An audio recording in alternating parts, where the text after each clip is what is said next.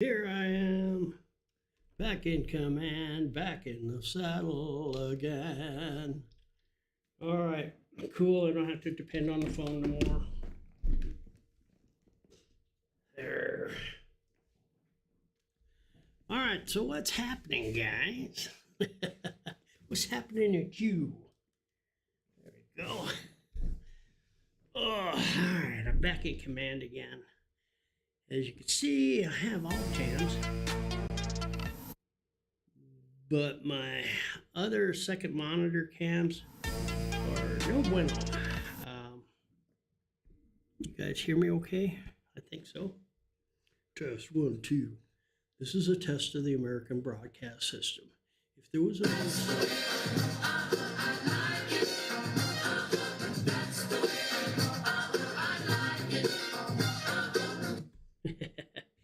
all right, there we go. There we go. Wake everybody up there, Sir X. Coolio, coolio. So, yeah. All right.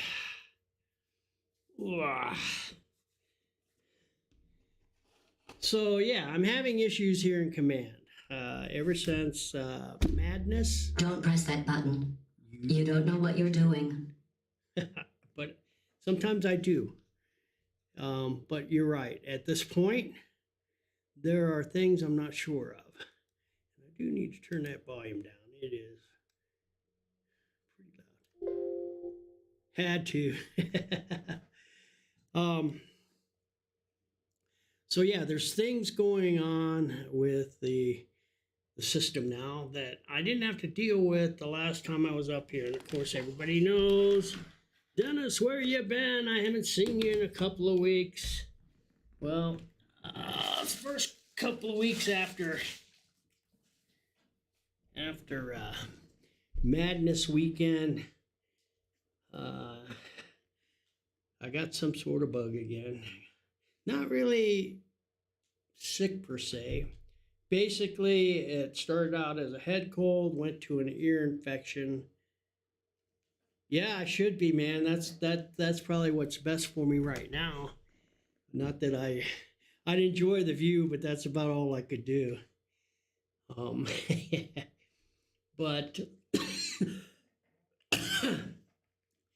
I got the head cold, then it turned into an ear infection, then it drained for about 3-4 days. And then, again, I wasn't sick, but fibromyalgia kicked in, and every single nerve in my body felt like a bumblebee was stinging me, and it just hurt and ached.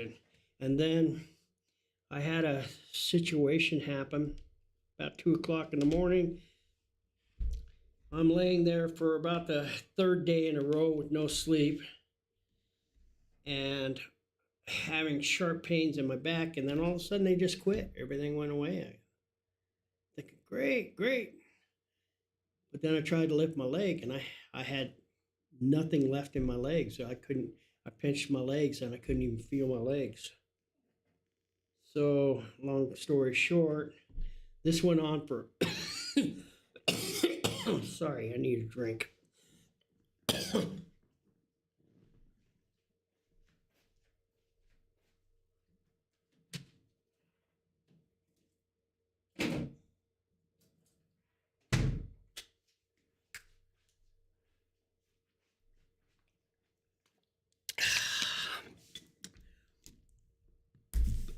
Excuse me. So this went on for a couple of days, and then all of a sudden, about midday, I'm sitting in the RV. It's like 70 degrees, maybe better, maybe a little warmer. And still can't feel my legs, but I haven't had a fever that entire time. Never got a fever, never felt really that sick, so to speak. Other than the head cold thing, not even a dry cough, nothing. Then all of a sudden, like I say, it's about 70 degrees in the RV. It's 3-4 o'clock in the afternoon. I got the shivers like I've never had the shivers in my life. Uncontrollable, freezing, shivering, every just shaking. And so I grabbed a little space heater that I had, set it in front of me. I've got it cranked on high. Had a heating pad that I had draped over my shoulders and huddle around with a blanket, and I could not get warm. It just, for an hour, 15 minutes or so, I just sat there and uncontrollably shivered. Didn't have a fever, like I said. Now, towards the end there, it was like over 80 degrees in the RV. It was just so hot. And then all of a sudden it quit. And everything was kind of normal again. But I realized I had movement in my left leg again, and I could feel my legs, and even in my right side I had movement and stuff. So I was able to stand and start walking again after 2.5 days of not having any use or really any feeling in my legs. So now this was like a week ago. I put out that message to everybody. You know, I was kind of disappointed because just the place that I'm in my mind. You know, I do 95% of every meal that I cook, I eat, everything I consume.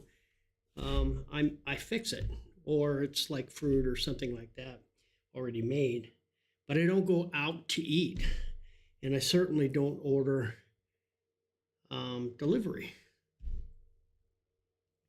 But I decided, because it like 5 days I hadn't eaten a thing, I decided I was going to go ahead and order a Domino's pizza, and that's when I found out they don't deliver anymore. They'll deliver to the curb. And a lot of these places that used to deliver, they don't have delivery service per se anymore because Uber and DoorDash has taken that over, I guess. I don't know.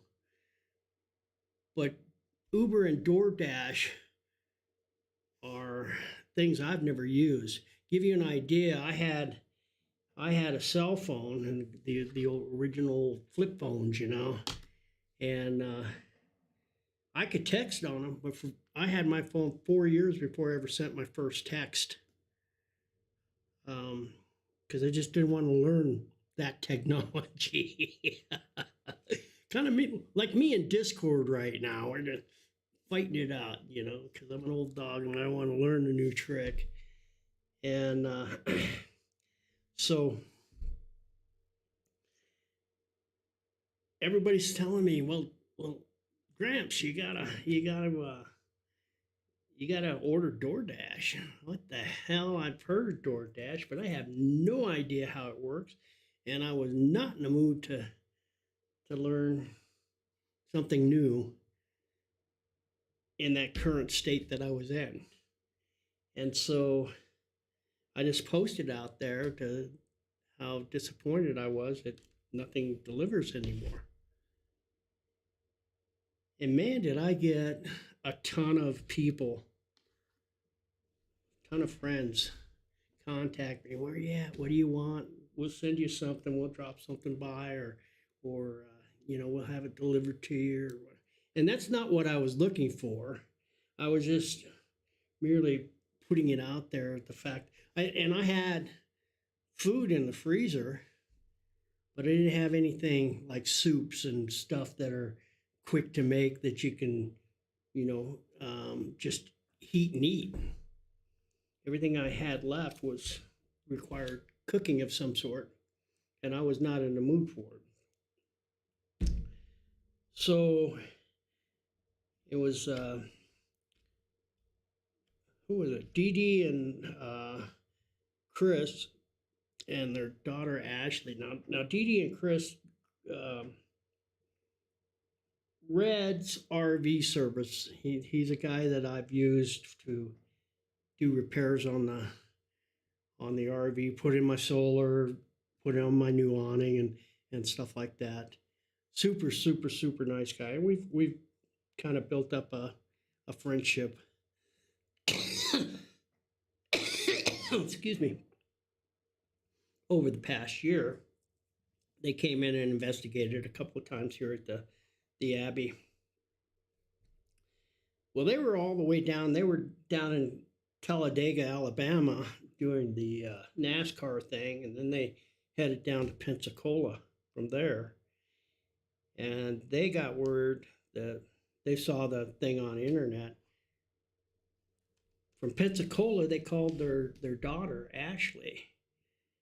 Ashley immediately from Penrose, and it was late too. You know, this town, there's nowhere to eat after 8 o'clock. Restaurant or even fast food starts shutting down after 10 o'clock. There's nothing you can get in town. I think McDonald's, and that's about it. But who wants McDonald's, right? At any rate, so she stopped at the Love gas station down here, and I haven't been down there, but apparently they've got a little grocery store and everything, and bought me a whole bunch of supplies, soup and chicken strips and crackers, and she brought them by. And so I ate pretty damn good that night. And I also had Linda. She got a hold of a friend who came by and checked in on me, and by that time I was taken care of. And Brenda and the people here at the Abbey caught wind that I wasn't doing so hot, and Brenda even brought me a cup of egg drop soup the next night that I ate, that I could have swore at that moment that egg drop soup was better than a prime rib dinner with all the trimmings. It tastes so good. And so I enjoyed that. Then it was Sunday, and my daughter came by and went shopping on a little grocery list that I had given her over the phone and whatnot. So she brought that stuff by and a few extras, and visited with me for a while. I had Richard Gonzalez and his gang come out, and they spent about 45 minutes to an hour visiting with me and whatnot. Told me that they were coming up to get a bottle of wine all the way from Denver, and that was just a facade to come up and check on me. So they drove all the way up from Denver just to check and see how I was doing, see if I needed anything.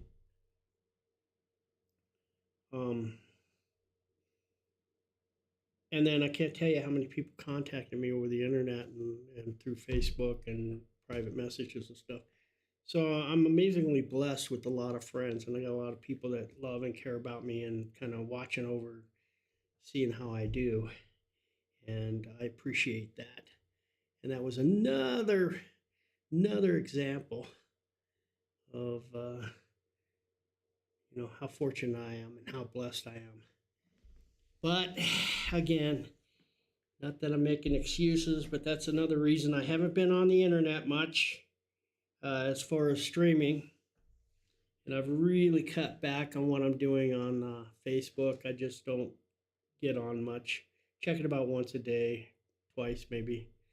Same thing with phone messages. I'm the kind of guy that would much rather take a phone call, take care of business, and have a conversation as opposed to sit there and text with no emotion,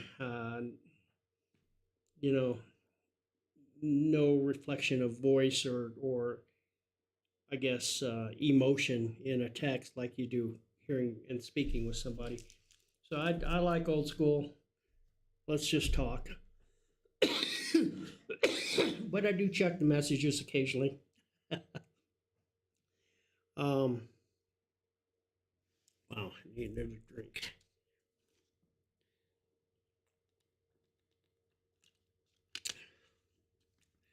But I'm feeling okay again. still, you know, breathing isn't doing so hot.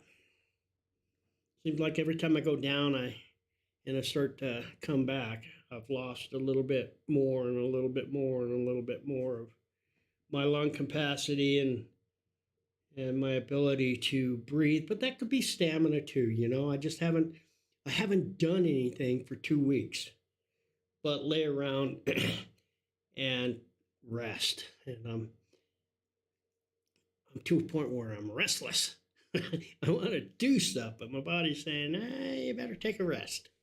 Like right now, you know. So you got to listen to your body, and it's going to take some time, I guess.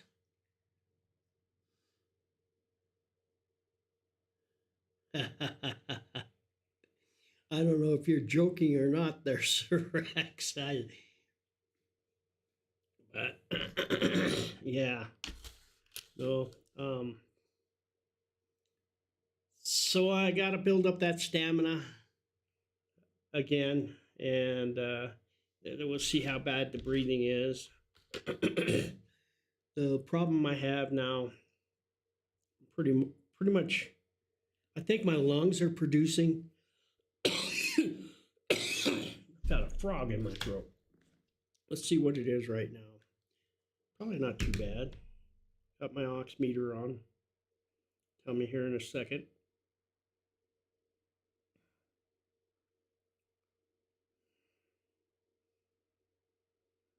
Yeah, see my oxygen level is at 94 and my pulse is at 69, or blood pressure. Yeah, is at 68, 69. So that's great. That's great. Problem is I get up, walk to the door and sit back down. I'm gonna drop 10 points just doing that. And the reason is I'm at that point where my heart has enlarged.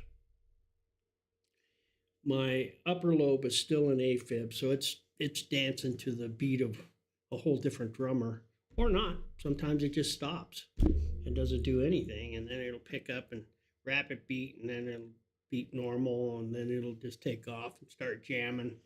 Whereas the pacemaker keeps the bottom part of my heart steady and consistent. Between that arrhythmia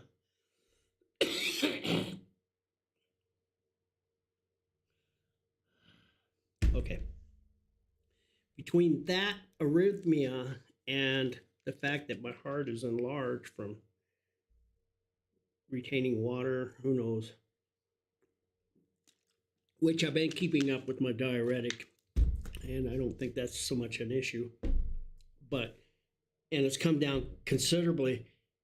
But the fact that my heart is beating so irregular, they told me when they put in the second pacemaker, because they couldn't get that upper lead into the upper chamber of you got two parts to your heart, an upper chamber and a lower chamber.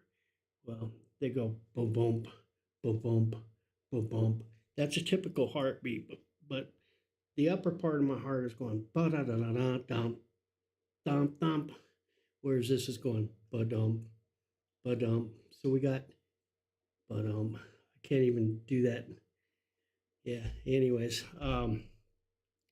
the heart is jumping around, skipping around, doing its own thing. The upper part, the lower part staying steady and true. And as a consequence, even though I've got enough oxygen coming in through my lungs to provide for my body, my heart can't turn that oxygen and then be able to pump it through my system fast enough because of that arrhythmia and because of that enlarged part. So as a consequence, I get winded super, super quick. And even if I'm wearing oxygen, it doesn't really help because oxygen is putting the O2 into my lungs, and that's helpful. mean, obviously, my lungs are pretty screwed up too. And the more oxygen they have feeding them, the less harder that my lungs have to work to get it. But again, all that oxygen doesn't mean anything if I can't convert it over here in my heart to feed my body. And so the only alternative I have is an operation to put in a third pacemaker and aggressively put in a lead into the upper chamber of my heart, as well as the one in the lower chamber of my heart. The problem with that is when the guy first did the very first pacemaker, it was a scam. I didn't know it at the time. It was a scam. And he did an ablation. That's where they go in and they start burning a bunch of different nerves and stuff to try and get your heart out of AFib and somehow get it to beat normal. And they burn all the nerve endings for the electrical charges, and I don't know all about it, but he went crazy on an ablation that I didn't need and wound up getting a pacemaker that I didn't need, and then it becoming septic within 36 hours of having that procedure done, and then spending the next 42 days in intensive care in 3 different states. It's a fun ride. At any rate, when I went back in to get the second one, that one yanked out, the original one yanked out, and the new one put in, which is over here right now. They tried and tried and tried to get in that upper lead into the upper chamber of my heart, but because the ablation had screwed everything up so badly, after 6 hours in surgery, they finally give up and said, we can't do it, and ended it. Well, now it's become an issue in this stage of my life because they told me ultimately what's going to happen is eventually my heart would enlarge, which it is, and I won't be able to get the oxygen converted that my lungs are going to be giving it, which is where I'm at. And so as a consequence, it's only going to get progressively worse and worse and worse. And even though I could sit here with a mask and wear air all day long, as soon as I stand up and walk out that door, I'm going to lose it, all the oxygen in my body, because then my body is demanding more oxygen and my heart won't be able to produce it. So the only, long story, the only solution I have is to go in and get a third pacemaker and aggressively have them put in a lead into my top chamber and my lower chamber. Lower chamber is not a problem. Upper chamber is a problem. The issue with that is as many times they've been in my heart and as aggressive, there's a 50-50 chance that I wouldn't even survive the procedure. It's a lot to think about, either I die suffocating or I die on a table on the chance that I get my quality of life back. And after all this, I'm not real gung-ho on doctors to begin with, hence why I never go, is because I don't trust them. I've had so many bad experiences that I just don't trust them. And I seem to do better when I don't go to the doctors. But I'm coming to a point where I know that that's my alternative. Either I go for it or I don't. I also know that I've been on this pacemaker now. They put this baby in about Well, it'll be 5 years ago coming up. And yeah, in March, it'll be 5 years. And so the battery's only good for like 8 years. So when the batteries, that's another thing too. I've become pacemaker dependent. The when I go in for my pacemaker adjustments, he's shut it off a couple of times just to see how long or if I could survive without the pacemaker, and I can't. My heart stops immediately when they turn off the pacemaker. So I can't, if the battery dies, so do I. So do I. There's nothing there. I can't even get by till they go in and get some fresh batteries or whatnot. If that thing's not beating, then if it's not doing its thing, then my heart's not beating either, which could be problematic. I guess I just take the Tesla coil with me and just keep sticking my finger in. Geek, geek. But at any rate, the batteries are going to die. And before that happens, obviously, they want to put in another pacemaker. And as I get closer to that point, where they have to go in and cut me open and switch out batteries, and I'll probably go ahead and say, okay, let's do the third one. I mean, at that point, plus the fact by the time it gets to that point, as doggy as I'm getting, slowing down, you know, I have about a third less, even a half less now, mobility than I did a year ago. It's that bad. And this little episode that I had, I was feeling pretty good from that long bout that I had throughout the summer. I was feeling better, but I probably about a third less, and that may come back up again. A third less from when I was feeling better from that long bout that I had this past summer. And that thing that I had this past summer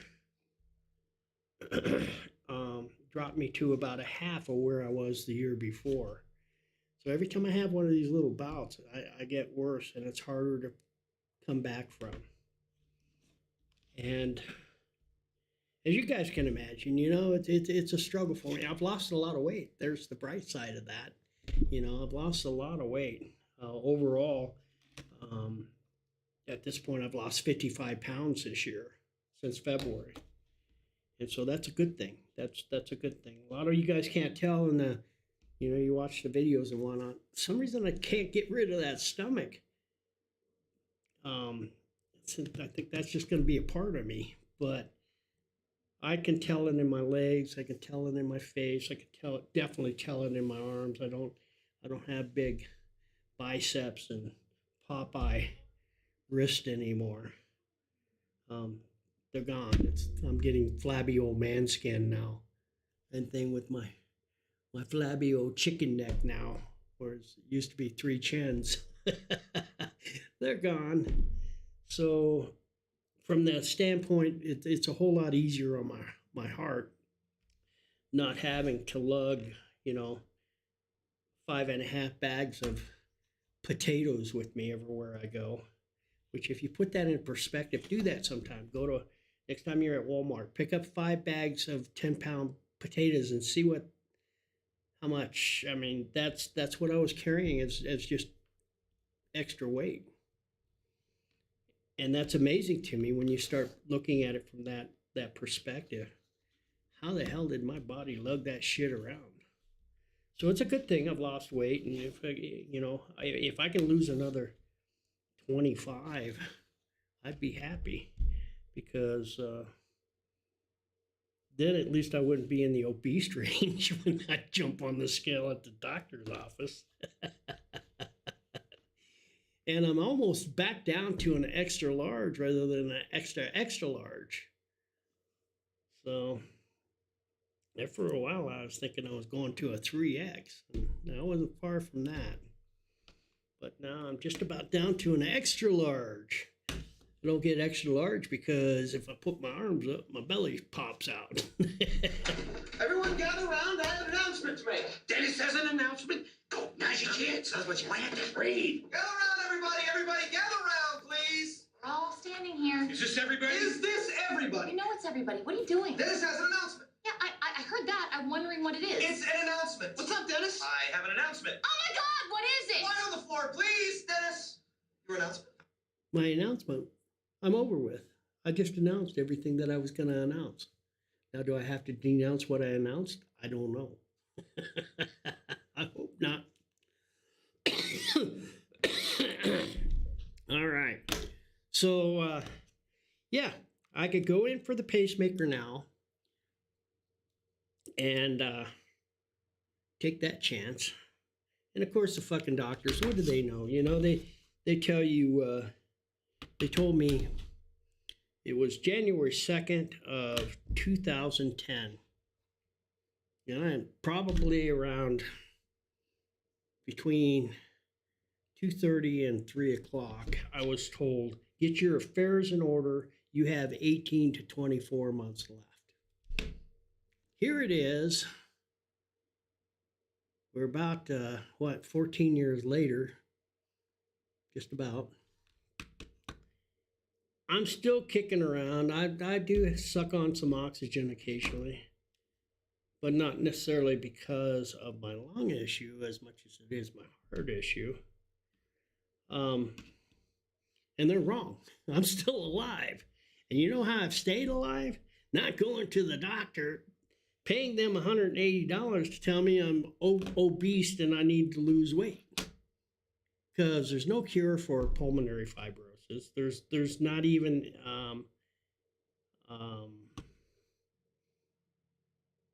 any treatment for pulmonary fibrosis, and they still don't know what even causes pulmonary fibrosis. So they go in there and they do a bunch of tests. They take your oxygen, see if it's up or down or whatever, and and of course you have good days and you have bad days. So depending on your good day and your bad day, it's going to be up or down or off or whatever. And then they tell you that you need to lose weight, send you home, telling you should probably eat rabbit food the rest of your life. And, you know, by the time you pay your copay and whatnot, it's $180 out of pocket. For what? For what? So I saved that $180 out of pocket every month to buy me extra groceries. Probably shit that I shouldn't be eating. But I don't have to listen to the doctor tell me I'm going to die. How disappointing is that, you know? In my state of mind, I say, oh, hell no, I ain't got time for that dying shit. I got too many things to do yet. So I'm not buying that. But I'm going to go in. It's like the couple of months ago when I went in for the thing that I was dealing with after Mayhem. I think it was Mayhem. Fuck, I don't know. And the doctors again, he says, well, what do you expect? You got all this stuff going against you. You know, your time is, you know, your clock is ticking. Well, don't tell me that shit. Don't you know, steal my hope. You know, I don't need to, you know, I don't need that. I need encouragement. Well, you're doing pretty well. You've lost a little bit of weight. That's good. You're on the right track and keep doing what you're doing. And yeah, we're there for you. Not that, well, you know, you got this disease and sooner or later it's going to get you. It's going to bite you in the ass. And that's encouraging, Doc. Thank you. Thank you. And here's your $180 for making me feel like a whole lot worse than when I came in. Because now you stole my hope. Thank you very much. Nope, no thank you. I don't want to go see no doctor. And that's a big part of the reason why I don't go see the doctor. And they'll scare the hell out of you. Oh, the same thing too. Another thing too. COVID. I don't want nothing to do with that bullshit. And everybody knows how I feel about it. It makes me angry even thinking about it. It makes me angry thinking of the word and the scam that COVID was and what it's done to America because of that scam and because of what it's done to society and the president that we ended up with. All this scam called COVID. Fuck you and the horse it rode in on. I'm not buying it. I'm not going to be a part of your little charade. I never will. I will be a true blood. And if I die of COVID, then I'm not going to know the difference anyways, but I'm definitely letting my body take care of my body with what God's given me to build up my immune system, not a bunch of crap that the government threw together in 2-3 weeks and called it a cure. And now you got to go back in and get boosters. What are they on? 4 or 5 or 6 booster shots? Because this isn't good enough. And the guys like me that aren't getting the shot, you need to protect yourself against me. You guys do whatever you feel like you need to do, but that's bullshit and I'm not buying it. But that has been a hassle with trying to get Medicare, medical care anywhere you go. You go to a hospital, they make you wear a mask. I'm not going to be a part of that shit. I'm not going to wear a mask. During COVID as I told you guys 1,000 times, COVID was the best time of my life. I'm in an RV that gets 6 miles to the gallon, but I paid as low as, and I've got photographs of me filling up the RV in Elk City, Oklahoma, filling up my RV with regular gas that I was paying $86.9 for, under $1, $86.9 for gas in an RV. I was driving a Prius. And that whole time through COVID, I didn't pay more than $1.50 a gallon for gas. If I did, I was being ripped off. I stayed out of the big cities where you couldn't get a roll of toilet paper to save your ass. No pun intended. Couldn't find a bottle of Clorox or some hand sanitizer. I didn't deal with any of that because I stayed to the small cities and the parts of the country that didn't cave into the sky is falling theory, and life was still normal. If they were freaked out wearing masks, my house had wheels and I'd keep it moving down to the other till I saw people not wearing masks again, because then I knew I was back down to normal people.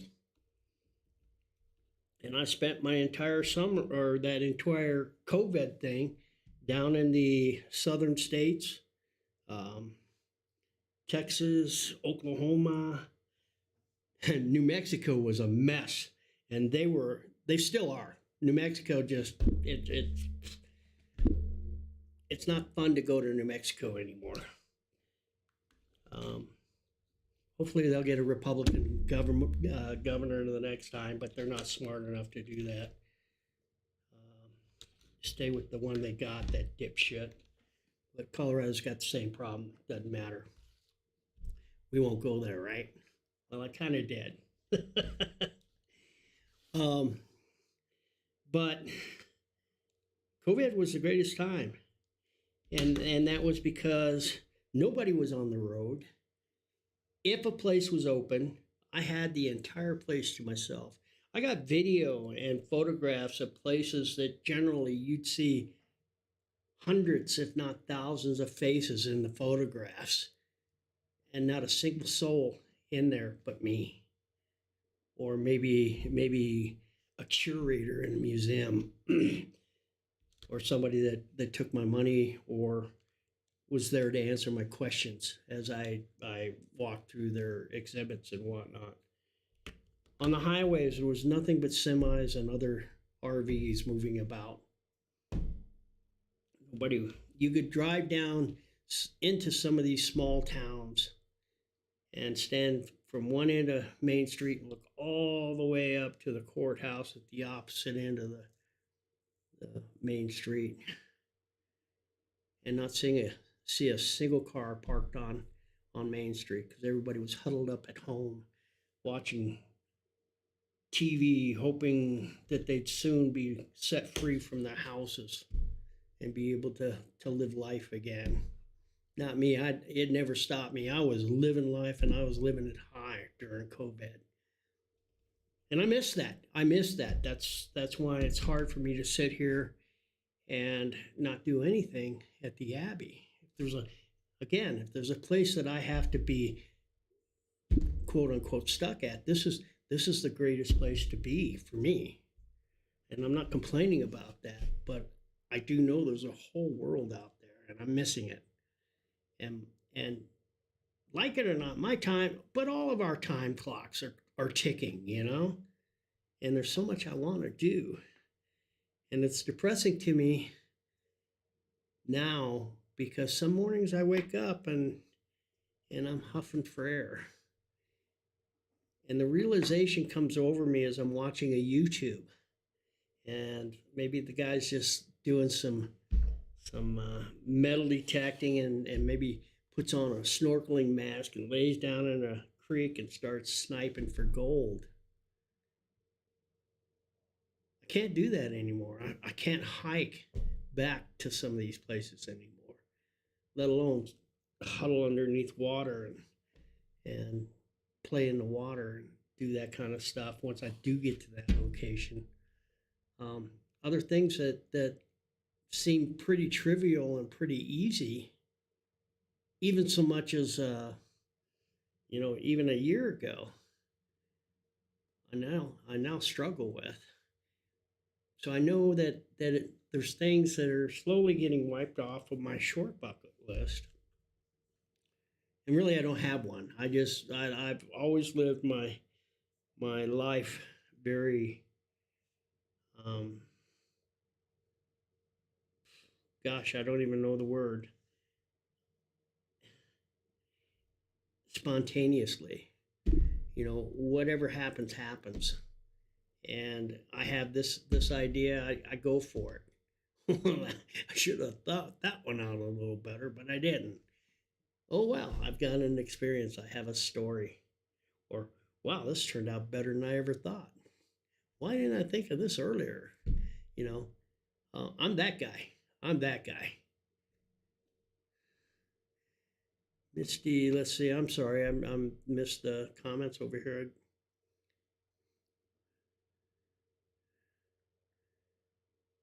Right? Exactly. If they're wearing a mask, they should be protected, right? Otherwise, why are you wearing a mask? What's the sense? Just because I'm not? But you're gonna live in fear because I'm walking around you with your mask on. Game show fail, right? Exactly. And people weren't thinking that through. They were just like sheep being herded to slaughter because the government said you had to. Fuck that shit. I'm Misty knows this for a fact. I am definitely, you tell me no, that just makes me gonna say, well, how come not? And I'm gonna do it anyways. Misty knows when they put the kibosh to plastic bags here, Walmart couldn't sell you any more plastic bags because it's bad for the ecology. Well, now wait a minute. I've got a plastic jug I've got food wrapped in plastic. I'm eating off of plastic, everything, I'd say probably 75% of whatever you buy has something plastic around it, if not 100%. I mean, you put your fruits and vegetables into a plastic bag. Your bacon is wrapped in plastic. I mean, come on. Just about everything you have is in plastic. But they can't sell you plastic bags anymore because that's bad for the ecology. Okay, fine. Now they're going to charge you 75 cents for these reusable bags. And I get that. honestly, those reusable bags are a whole lot more sturdy. Don't rip out like a plastic bag does. They're kind of a lot easier to handle. Although you can't get 25 of them puppies on up your arm like you can a plastic bag and it cutting off the circulation to your poor hand as you drag them into the house just before your hand shrivels up from no circulation and drops to the table. But you can get those. Yeah, there you go. The fabric bags. And they last and they stand up and they hold up. But how many of us have gone to the store and said, fuck, I left all them bags at the house. I never put them back in the car after I got done using them from the last trip. They're still sitting in the kitchen. Now I got to buy more bags. And you do this over and over. I'm smart. I got those bags. They're all in my truck. But it pissed me off that I was being told, no, you can't have plastic bags. So what do? I immediately go on Amazon and I buy me 1,000 plastic bags.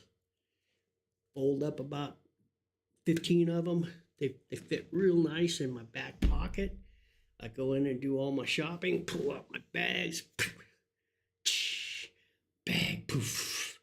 Start shoving my groceries into my plastic bags. Haul my plastic bags and set them on my little fabric bags that I got sitting on the seat of my truck because I don't want to go anywhere without my bags, right? Just in case I forget my plastic bags. But I put all my groceries into plastic bags and haul them out of Walmart. And I do that every single time I go shopping. I don't use fabric bags. And I'll be the first to admit that the plastic bags suck. They tear, they're just so much harder to use. But I'm doing it to make a quiet statement to you who tell me, no, I cannot use a plastic bag. That's why I do it. And I'm that guy, I'm that guy. And I'm all about the same way with the whole COVID thing. You guys do whatever you think you need to do. Whatever feels good to you and whatever you think is right, then by God, do it. But don't push your fear onto me. It's your problem, not mine. I'm not afraid of COVID. I'm not afraid to be out in public. I'm not going to fear that I'm going to catch the most awful flu that can possibly be. I'm not going to live in fear. If you're locked in your house, peeking out the window, wishing you could be outside, you've already died. You've already died. And you do that because they told you to? Think about who they are. Think about who they are. Then I think you need to rethink your life choices. But I'm always going to be a scrapper. And I'm always going to go against somebody's grain. Hope I do, because it's my job. And yeah, but this whole COVID plastic bag, live in fear, do it this way. Sad where we're at, man. Sad. And that's another thing too that depresses me is the fact that I look at my grandkids and I look at my childhood and what I did, what I got away with, what I got caught for, the spankings that I got. And I'm thankful for it all. Because we are out of control, people. And my grandkids will never know. And they're so dummied down now that they'll never fight to get it back. Because they'll never know the difference. They they will never know what they lost, what we had that we're losing. And I figured before it gets really shitty, I ain't gonna be around to worry about it anyways. And I used to get really, really, really upset to the point where it would anger me, and I want to go out and do something about it, but I can't do it anymore. It's not my battle, and I just can't fight that battle. And hopefully, there's enough smart enough kids out there that will see what's going on. And I think we've had a big awakening just this past year. People are, even the younger set, is starting to realize, wow, this is not the America that I want. Someday I want to own a home. That ain't gonna fucking happen.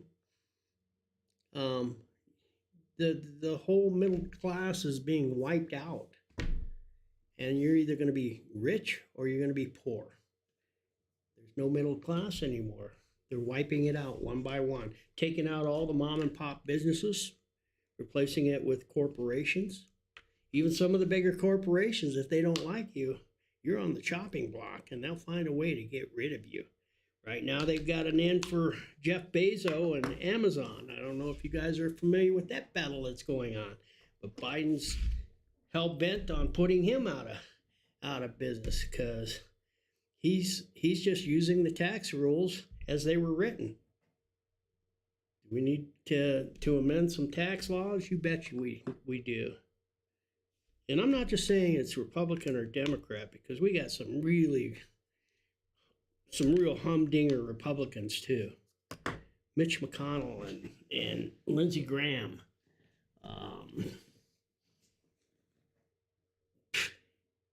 A bunch of them.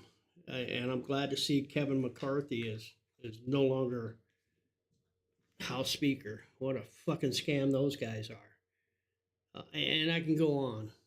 So we got snakes in the grass on both sides. It's not the Chuck Schumers and Schist and Nancy Pelosi's.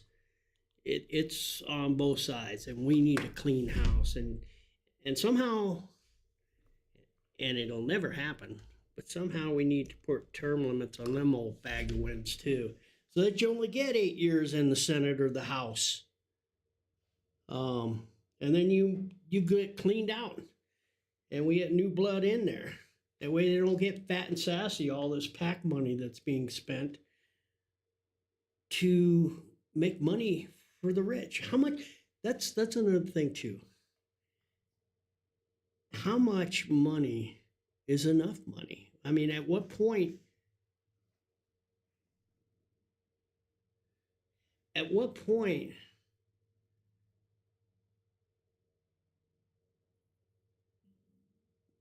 Or is there a point? Once you reach $1 billion, why do you need more money? Why do you need a couple billion? Numbers that I can't even fathom are in these guys' accounts. And I get it. Sometimes they have patents on, like Microsoft, that's gonna bring in money every day without Bill Gates having to lift a finger. It's just being generated off of royalties and everything else. I get that. But why do they have to rip us off, the middle class, and take out our middle class status and spend trillions? I want each and every one of you to sit down one time and try to write down the number $1 trillion and see how many fucking zeros there are behind that. And then think about how long, I mean, $1 million is a big number to me. $1 billion is, wow. $100 billion is, whoa. $1 trillion?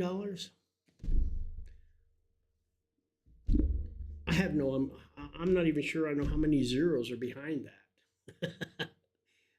Because it's such an irrelevant number to me, but they're spending trillions of dollars. Just this year alone, I think they've spent $8 trillion.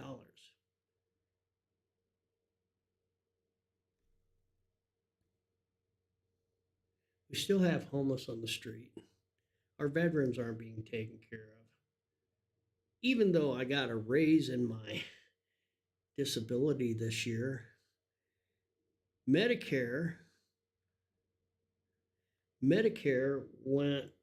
I got a $120 increase, but there was a $126 increase in my Medicare. Yeah, my Medicare. And my disability, I got a $126 increase.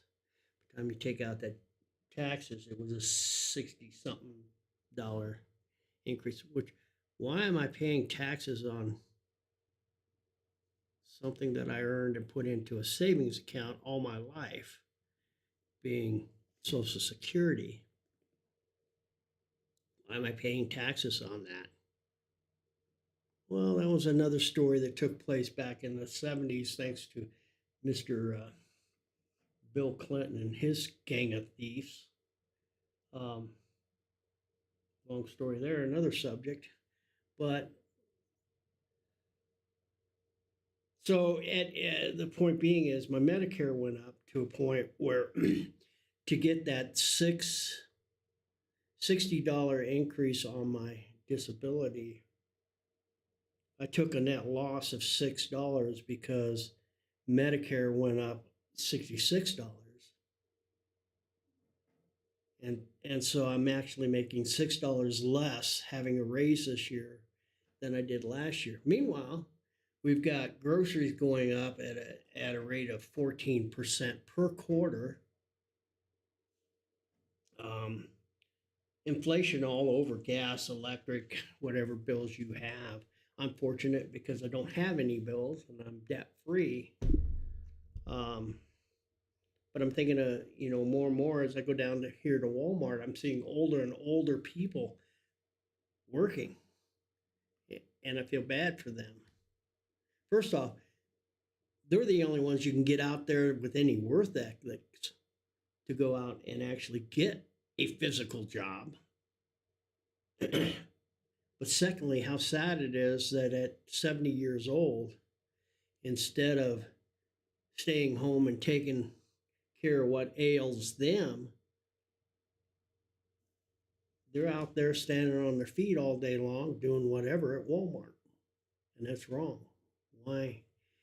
Especially when we're spending trillions of dollars on foreign aid and bringing in illegals. Open the gates. Let anybody who wants to come in. Come on in. We're going to take care of you. Where's this money coming from? Where's the money coming from? And what happens when they said, hey, you people that are on welfare, and you people that are on Medicaid, and you people that are getting government housing, guess what? We don't have any money left. What's going to happen? What's going to happen? These people have become dependent on our government, and all of a sudden it's pulled out from underneath them. What's going to happen? I'm not going to be here, so not anything I'm going to have to deal with, but somebody will, and it's going to happen. It's going to happen. And then what? These are the things that people are thinking, free, free, free. Oh yeah, I love free. Oh, they're going to give me a free phone. They're going to give me a free whatever. Oh wow, we just had an increase on our food stamps. Somebody's paying for that, and sooner or later that money's going to run out. And then what? Now they have you dependent on it, and you're counting on that every month, and it's not there no more. What happens? What happens then? And these are things that, like I say, people. What the hell happened there? It looked like a light just came on. Oh, the sun coming through.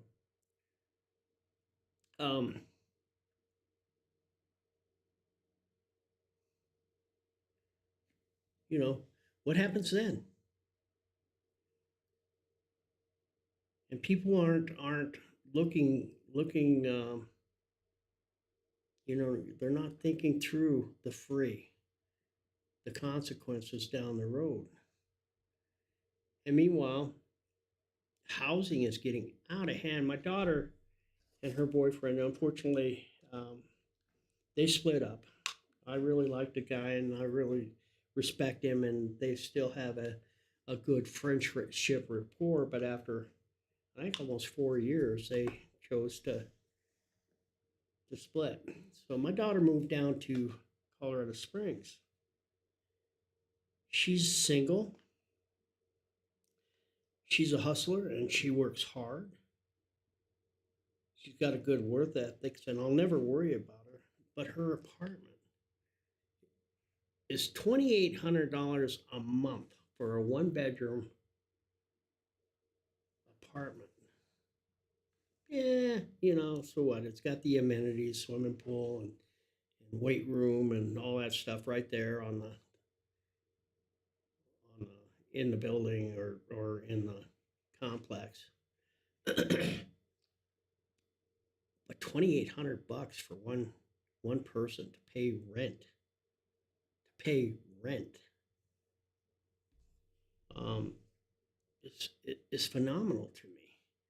And so these kids that are still living with their moms and dads have no hope of ever leaving. And moms and dads, I hate to tell you, they ain't leaving. You know,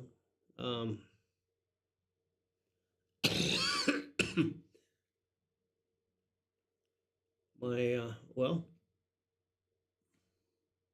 Sean, his son, lives with his dad, lives with Sean. 30-something-year-old kid, college graduate. He lives with his mom till his mom gets tired.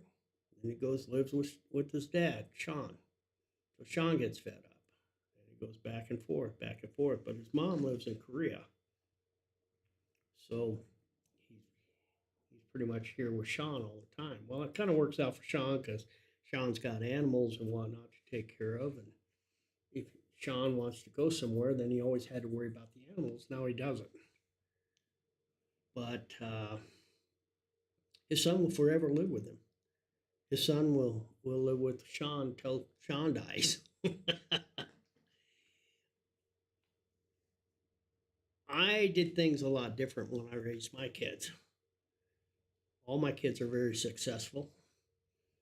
All of my kids I know will take care of themselves and are capable. But that took parenting on my part, and that's where a lot of these kids are lacking now is parenting. And I don't even blame their parents because their parents are products from the 90s and that that era where everybody got a trophy, everybody's a winner, and nobody has to do anything you're entitled to. And so these are the parents of the kids today. And meanwhile, these parents that were entitled back in the 90s have allowed our school system to become poisonous moral value, fuck value,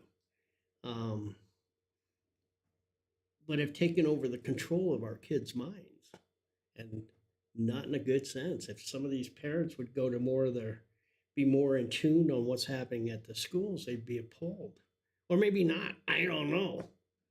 Depends on which side of the wings you're on, the right, the left, or fully blown away liberal, as to what you find value and morally acceptable. But and I'm just speaking my mind here, guys. Sorry, I wasn't even planning on hanging out this long. But it's gotten to a point where the kids are being taught morals and values, and we certainly know that they are not being taught respect or consequences. I'll tell you, that was one of the first lessons I learned very young, is there's consequences. There's consequences. You steal something, there's a consequence. You break something, there's a consequence. You talk back, there was a there was a consequence. It's okay to hear, it's cute. I see on Facebook or YouTubes and stuff where little kids are cussing up a storm. And trust me, everybody knows me. I use the F word for commas, periods, quotation marks, a lot more than I need to, and I'm aware of that. And I'm an old man, and it may not even be cool for me to be doing it, but when I hear it coming out of a 7-year-old or a 6-year-old while he's standing there defiantly flipping me the bird because he's doing something and his mom is not addressing it at a Walmart store, and I say, "Look, kid, stop what you're doing." And the mom stands back and looks at it. "Oh my God, you just reprimanded my child." Well, get his fucking lazy ass off the meats. He's sitting there cooling his butt cheeks on top of a steak that I was considering on buying, but because it's hot, he set his butt down on the steak. True story. Set his butt down on the steaks, and you just sit there and laughed about it. Gross. So I let him know, get your butt up out of that thing. And, when she looked at me like, "Oh my God, you just hollered at my child," I said, "Bring it. Bring it, Mom. Bring it." Don't fuck with me. Morals and values. I'm just telling you, there's certain things. Yes. And as raising my kids, I turned a blind eye. There was a lot of stuff that happened that I knew was going on. And I knew I got away with a few when I was a kid. I got away with a lot. And you got to let that happen too, But there was lines. And you cross that line, there was consequences. And respect was another thing too. Kids and their phones, they have become social retards. Oh, did I say retard? That's not politically correct. Well, fuck political correctness. They are social retards. They can't even have a conversation with an adult. They have a tough time sitting, having a basket of French fries, like I did when I was a kid, with one another at a restaurant, and being able to talk to each other face to face, looking at each other while they speak to one another. Instead, they sit there and text to each other. Even though they're right across the table from each other, they sit there and text back and forth.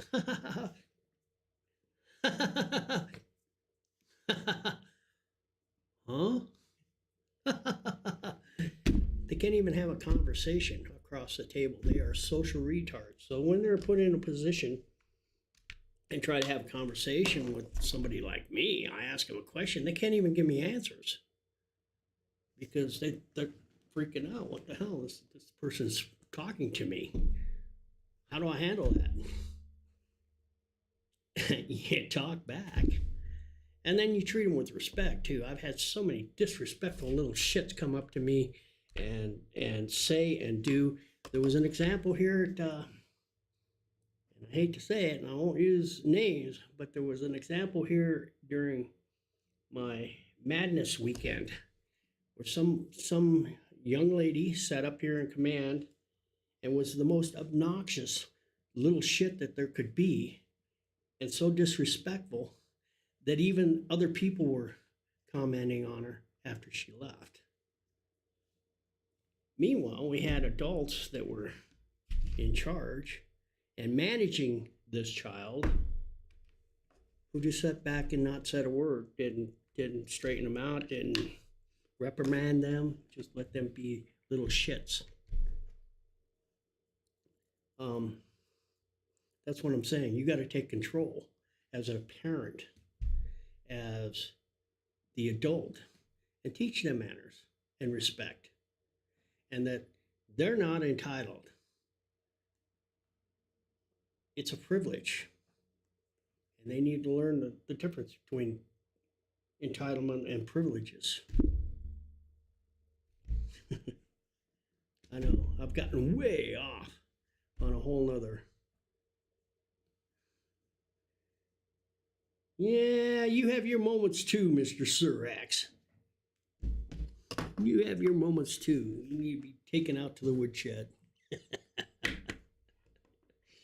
Anyways, I've digressed a long ways from what I was even planning on doing this afternoon. I just got here in command. I was going to work on trying to get Edge taken out so I can get my cams back in the Monastery back on. And here's the problem. I kind of digressed so far. Here's the problem with getting the cameras working back, the first floor cams all down on that belong to the Monastery. Their DVR system does not like Windows Edge and still has to run off of Explorer. So therefore, when you download Windows Edge, it screws up and won't allow their DVR system to work properly in order for us to view their cameras. So I have to delete Edge altogether and then reinstall Explorer. Well, now with the latest, greatest update that they've put in, Microsoft has built it in, so it's much harder to get rid of Windows Edge and then keep it from reinstalling in the future. And as a consequence, I've spent 6 hours trying to get rid of Edge. And you say, well, okay, just do a system restore. Well, it deleted all my system restores when it did the update. And I can only update, or I can only restore back to that particular update. When I go to show me previous restore points, there aren't any. So I can't even take it back to where it was before that update took place, which really sucks because then that makes it doubly hard to try and get rid of Windows Edge. So that's the nightmare I'm dealing with right now, trying to get the cameras back on here in the Abbey. And hopefully I'll be able to do that shortly. Have to finish cooking. It was so refreshing seeing you back. Yeah, I bet it was, and hearing me yak and complain and speak my piece. What you having for dinner there, Misty?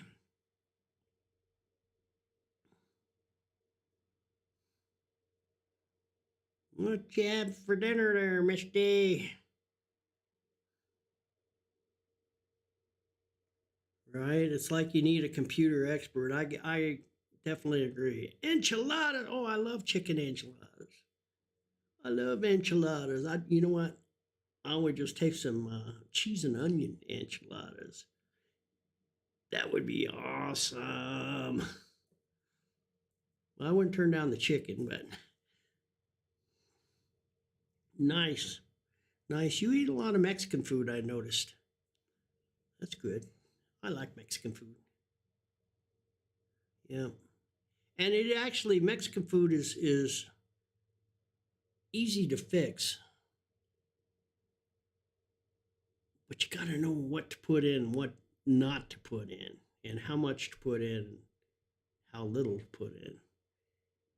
But Mexican food is good. I love Mexican food, for sure. It's my favorite.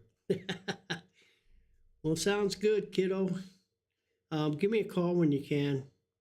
I'll be around. Who'd have guessed, right? Who'd have guessed? Yeah, cool. Merch. Oh, yeah. I'm trying to get those hats for you there, Sir X. I'm hoping maybe this week I'll have time to come up with a knitted design. You might have a little Mexican in you. Yeah, we'll talk about the details later, huh?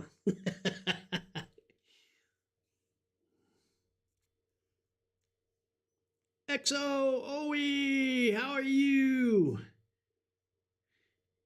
How weird are you, Gramps, right? I'm pretty damn weird. I'm pretty damn weird. That's for sure. That's for sure. Welcome. Welcome to the chat. First time chatter there. Appreciate it. So, yeah, I'm going to continue to try and get rid of Edge here. Oh, yeah, I'm pretty weird. And you'll get to know the longer you're in my chat how weird I get. You never know what I'm going to talk about, where I'm going to be, what I'm going to do, what I'm going to say. That's for sure. Some of it's pretty weird. Pretty weird.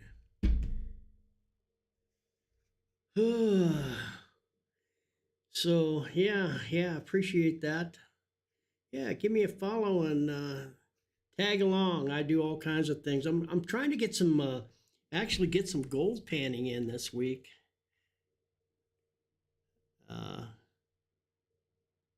Yeah, enjoy your dinner there, Misty, and we'll talk soon. Give me a holler.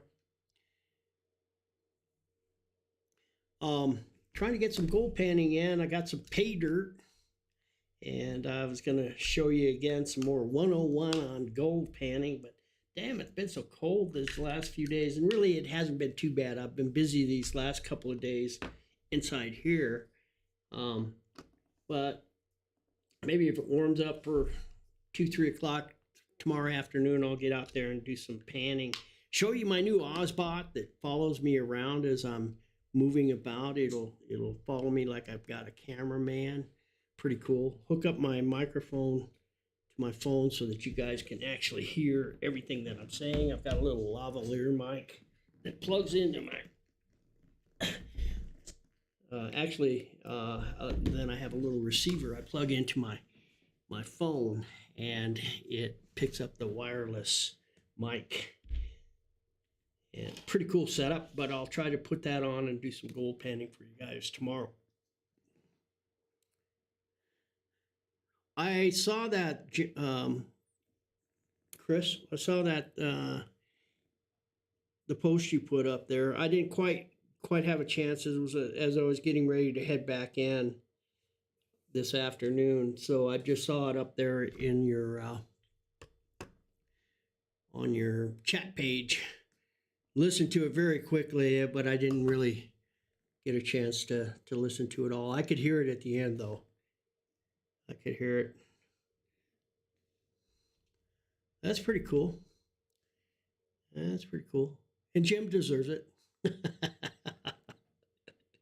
Jim's a nice guy. I like him a lot. I like the two girls too. They're always fun. But I did see that. Cool. So I get some gold panning done. Like I say, also I'm working on trying to get YouTube creators package put together so that the YouTube creators that would like to come back or new ones that would love to come back and investigate the Holy Cross Abbey here. I'll try to give them a special deal throughout the winter where they can come and not only investigate, but stay over there at Headley Hall and make it easy on them. See if I can't, get a few more of them back in. I would like to get a few of the new ones in as well. See if we can't get Twin Paranormals back, get Colin Brown with the Paranormal Files, maybe bring Josh with him. He and Josh, Exploring with Josh, have been doing a lot of collaborations together. And Josh I've not met, and I would really, really, really like to meet him sometime. Are you cutting out there, Rico? You cutting out? Coolio. Yeah. You're gonna have to join me on Facebook. If you are you on Facebook, Rico?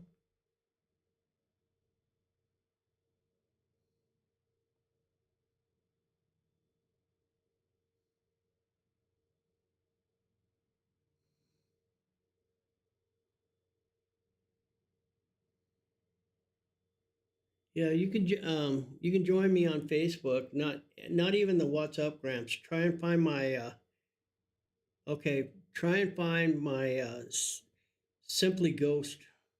I think that's what it comes up as. Let me see here. Let me see here. Hang on a second. I'm gonna pull it up on this other page real quick. I think it comes up as Simply Ghost.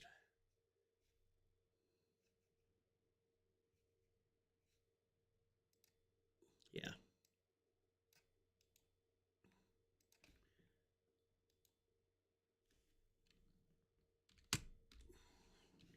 There we go. Try that. Yeah. Shoot me a friend's request there. That's my main Facebook channel and where I do most of my when I'm on Facebook, I go there. I don't honestly I don't check What's Up Gramps very often. So that's my main page. Go try that, Rico, and see how that works out for you.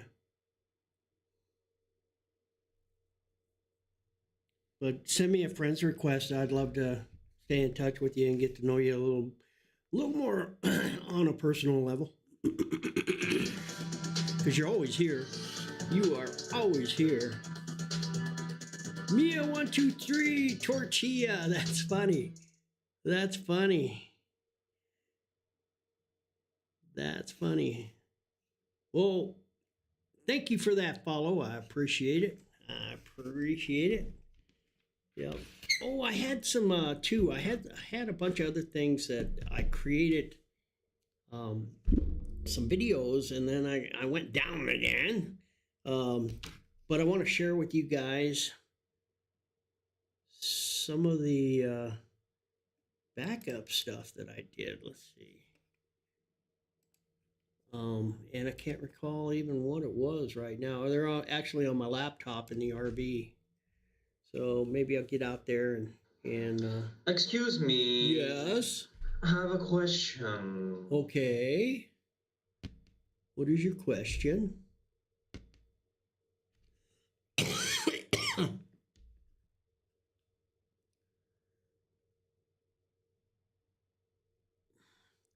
A random fact. A random fact about me was between the 19 Dennis.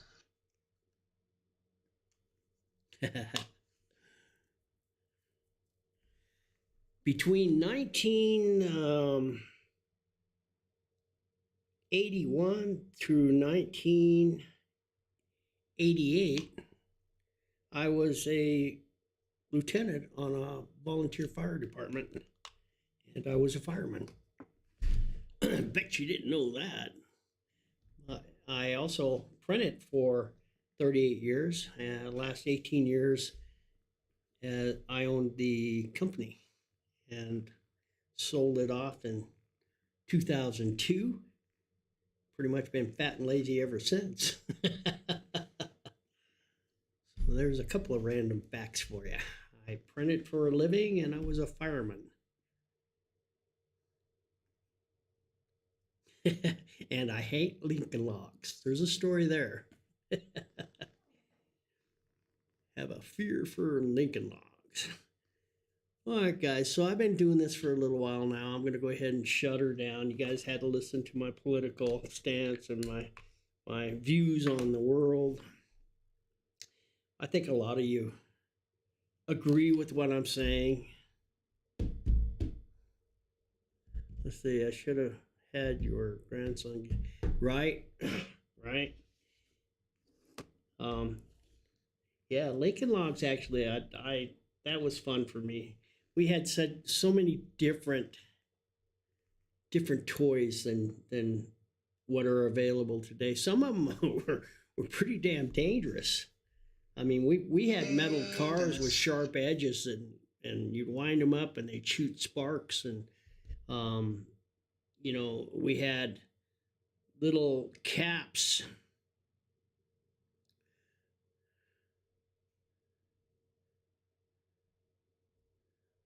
What's that? Mia says she is outside. What?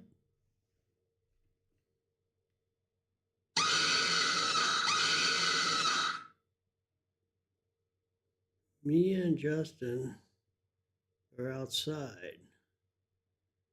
Well, that means I have to go down to the other end. Who is who is Mia? Who is Mia? Let's go find out. I'm gonna take a walk. Doot doot doot doot doot doot doot doot doot doot doot doot. Let's go see who Mia is. Mamma Mia. Mamma Mia, that's a spice of meatball. Let's go see you walking.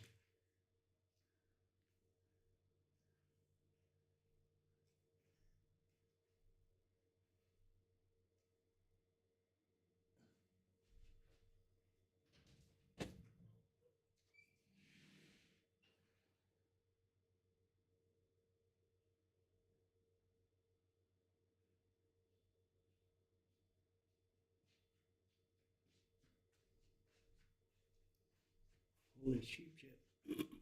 Let me switch this. Then you can kind of see me for a little bit.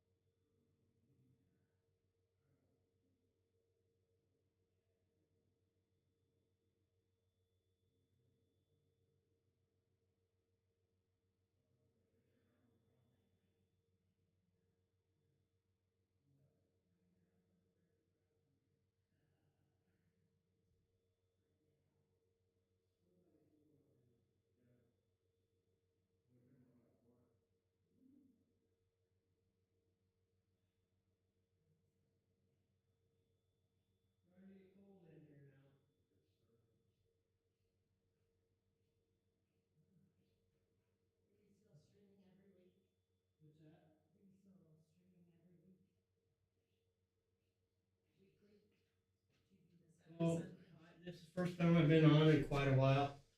Yeah, I just too many things going on. What are the odds that we popped in? What's that? What are the odds that we jumped on and we're like, maybe he's in there? I haven't been. I had this first time I've streamed in a couple of weeks probably. Yeah. Got some visitors, guys. Hang on. Hello. Hello, hello. Saying what's up? What's up? Come on, you guys can scoot in. Yeah. Grab another chair here. So, yeah, they brought me a little ghosty. Goes for the season. Just Ghost in hunter. need. What's that? For our ghost Well, then get hunter. your shit Yeah. together. Get it all together and put it in a backpack. All your shit, so it's together. And if you gotta take it somewhere, take it somewhere. You know, take it to the shit store and sell it, or put it in a shit museum. I don't care what you do. You just gotta get it together. Get your shit together. Rick and Morty. So pretty cool. I got more shit to put together. Nice shit. little message. They happened to run into Sean out at the dumpster, and I guess he signed the We top signed there. it to him. Wow. We were, Nope. Nope. Nice try there, Sir Axe. Oh, it was Rico. Rico. So yeah.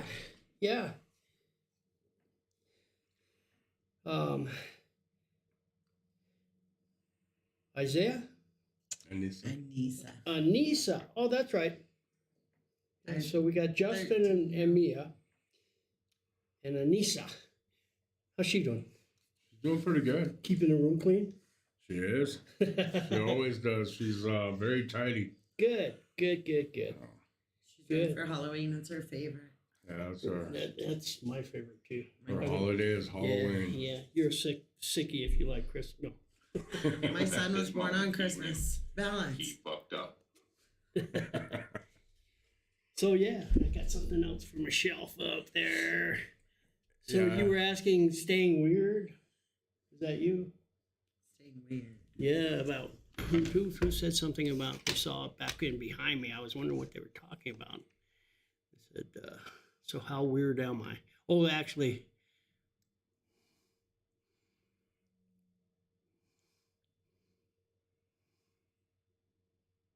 it was up here then. Somebody was asking me about how weird I am because you see my sign there. It says "Stay weird." Weird. Yeah, Aren't we all weird? I am pretty weird. Oh, it's, Yeah, pretty weird too. So yeah. XO was asking. So cool. What brought you up here today? we were just driving around and we just wanted to Get out of the city. get out of Denver and come up this way. We took the back way. So going up towards 24 or 285? I don't even know. It was really. we went through Woodland from Springs So into that's Woodland. 24. Yeah, took that back road. And then you catch Highway 9 out of Kremling. Yeah. Or not Kremling. Lauren? I don't know anymore. It was beautiful. By Cripple Creek. Cripple Creek was like Yeah, is that it? little town before. Fair Play was. Does anyone know which way we came in? Gosh. I know Fair Play was this way and Canyon City was this way, so we took Canyon City this way. So. Yeah. Follow the blue line. Yeah. Yeah, but we ended up here. Hartzell. So Yes, Yeah. it was Hartzell. yeah, but we just took that back road and followed all the way out and it shot us straight out this way, and we're like, you know And what? you end up at the top of 8 Mile and drop in 8 Mile Yeah. down to here. Yeah, so. Cool. How cruised was the around. drive? It must have been. It was nice. Yeah. It was very nice. Slow, not busy. Yeah, there wasn't very many cars let's out. see. so. Did you come over? No, you wouldn't have come over Kenosha. That's 285. But still, you through that fluorescent area, it should have Yeah. been pretty. Oh yeah, Yeah. all of it's. all the colors and Yeah. stuff. Yeah. Well, that's what we're going to do too. Well, we're gonna drive up into the mountains to go see the changing of the leaves and all that. And she's like, "Oh, down Three Springs. Let's see what's up in Canyon Yeah, City." yeah. We're only 60 miles away. We just well. This is our place anyway. We love Canyon City. Yeah, this place is beautiful, actually. So We love here. I would love to live out here. It's nice out here. How long have you been out here? What do you mean? How long have you lived? Well, How this is long my you been- old stomping grounds. I Did you actually grow up here? I owned a printing company in Salida, Oh, okay. and then after I sold it, I lived down in Howard, Coaldale area, which is just right up the canyon, Okay. about 30 minutes from here. And but I've been here. Then I took off in my RV for several years. But Where I've did you been- land when you went for several years? Everywhere? Where did I go? Yeah, everywhere. Everywhere from I went started off in Utah, went down into Nevada, Arizona, come back into Colorado. Then I went up into Wyoming, into Montana, down Okay. into the Dakotas, back in Nebraska, into Kansas, into Missouri, Tennessee, Mississippi, Everywhere. Missouri. Did I say that already?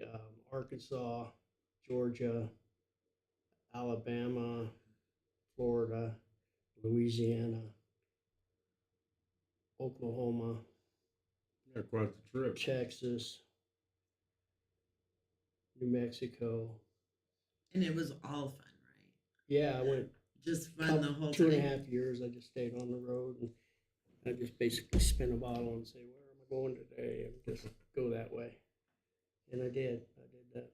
Get a map. and Did the flip a coin Route on it. 66 twice, Nice. and I stopped in every single little town. First time I did it in 66 days, Nice. just because of Yeah. How fun. Just because you could, yeah, just because I could. Yeah. right? And then the last time I was out for a couple of years was during COVID, and it was perfect. Thank you, thank you, thank you, thank you, thank you. During COVID, and I was just telling these guys a little bit earlier, that was the best time of my life because gas was cheap.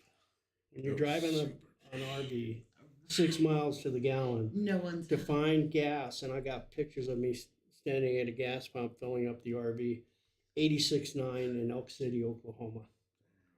Yeah, and I never paid more than $1.50 a gallon, and Right. most of the time around $1.25, $1.28 Mm-hmm. was what I was paying on the road, and especially in that part of the country because that's where all the refineries were. Yeah. Plus, they didn't deal with COVID and the whole scare and all the mask and the freaking out, and Right. they were normal. Nobody wore a mask. You could go down and grab toilet paper anytime you wanted. There was Clorox. There was hand sanitizer if Yeah. you wanted it. And I stayed out of the bigger cities. And then, like I say, when I went into New Mexico, they were freaked the fuck out. And so I You go had to to travel and see how everyone was acting. first time I was on Route 66, I discovered down in Tucumcari, this little place called Watson's Farm and Feed. And they have the best barbecue I've ever eaten in my life. To the point where when I was like in Mississippi and Tennessee, who was famous for Right. their barbecue, I was begging him to overnight me their barbecue from New Mexico. So he I never need did. you to but- write the place down. Yeah. I'd like to go to have that. It's barbecue. actually on my Discord. It's on my pages here. Watson's Farm and Feed in Tucumcari. And so I went in there the second time, and they were freaked out. Went in there, got my barbecue, like almost $100 worth of barbecue, and left. I went back to Texas because they were just such a mess in New Mexico. And then I spent the rest of the time down in Texas, bounced between Texas, Louisiana, and Oklahoma, and just kind of did. And there was so much to do. And same thing, you know, I'd find abandoned places and do abandoned exploration, or you know, the biggest ball of twine. That's cool. Museums, to the point where I was praying that I wouldn't run into another museum because I was kind of museumed out, but I knew I had to stop it. Because each one I've is, been there. each town has a museum, little tiny museum or a great big museum, it didn't Yeah. matter. But every single one of them were very unique. They had their own thing What about made them? yeah, yeah. And so I had to stop, but it got to the point where, oh no, not another You're like, I didn't see museum. that town. I'm not. Well, going you haven't through seen it. the biggest I ball of didn't barbed see it. wire before. You need to go see that barbed wire museum. Okay, how many barbed? And I was amazed at how many different kinds of barbed wire there See, you're is. glad you stopped. Point Full being, circle. though, was didn't matter where I stopped, if they were open, I had the whole place to myself because everybody was hunkered down at home, peeking out the window saying, "Did the government let us out yet?" Right. You know? And I was just having the time of my life. Oh, we had like our own neighborhood. Everybody was out and about here in Nevada. Just everybody was walking around and out at the parks and I doing what was they're in Springs. doing. That's how it was. So I too. came off the road because I started having issues with my heart again. So I needed to get back to real medical care. And so I was staying with my son in Westminster Okay. during the end of COVID, and he'd get so pissed off. "Dad, quit being an ass and put on your mask." I'm not wearing that fucking mask. It's If it embarrasses you, It was more he wanted you to be okay. no, he just No? he was just an over-concerned liberal. It wasn't so much him. Well, yeah, it was him. He just Yeah. wanted you to wear the mask. I don't do the mask. I don't do the fear. You know, something's going to kill us all. And when we die, that was your card. Yeah. That was your time. It didn't come any sooner. It doesn't come any later. Oh, he died so young. Fuck that. He knew what he was getting into when he was born. You know, that was just When you're dead, do you want them to talk about like the life you didn't live, or like you died yeah. doing Or, something? man, he could have been somebody if he just left the house occasionally. Yeah, I don't hear that often. Hey, Dennis, was that Jason? I refuse to. You have your choice of. I had two sons, so you can pick one. I'm not going to name names. Honestly, that's fair. Make them both take it. Yeah. Yeah. One of them has definite beliefs like I do. The other one, his wife has definitely brainwashed him.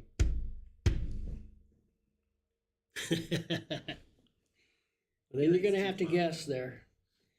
And let me tell you, one of my sons is gay, Oh, blame. and the other one is not. So which one has the wife? The other one has a wife, but he's a he. So they got it. And I'm not sure that he's not the wife. I don't know how that works, but Oh, shit.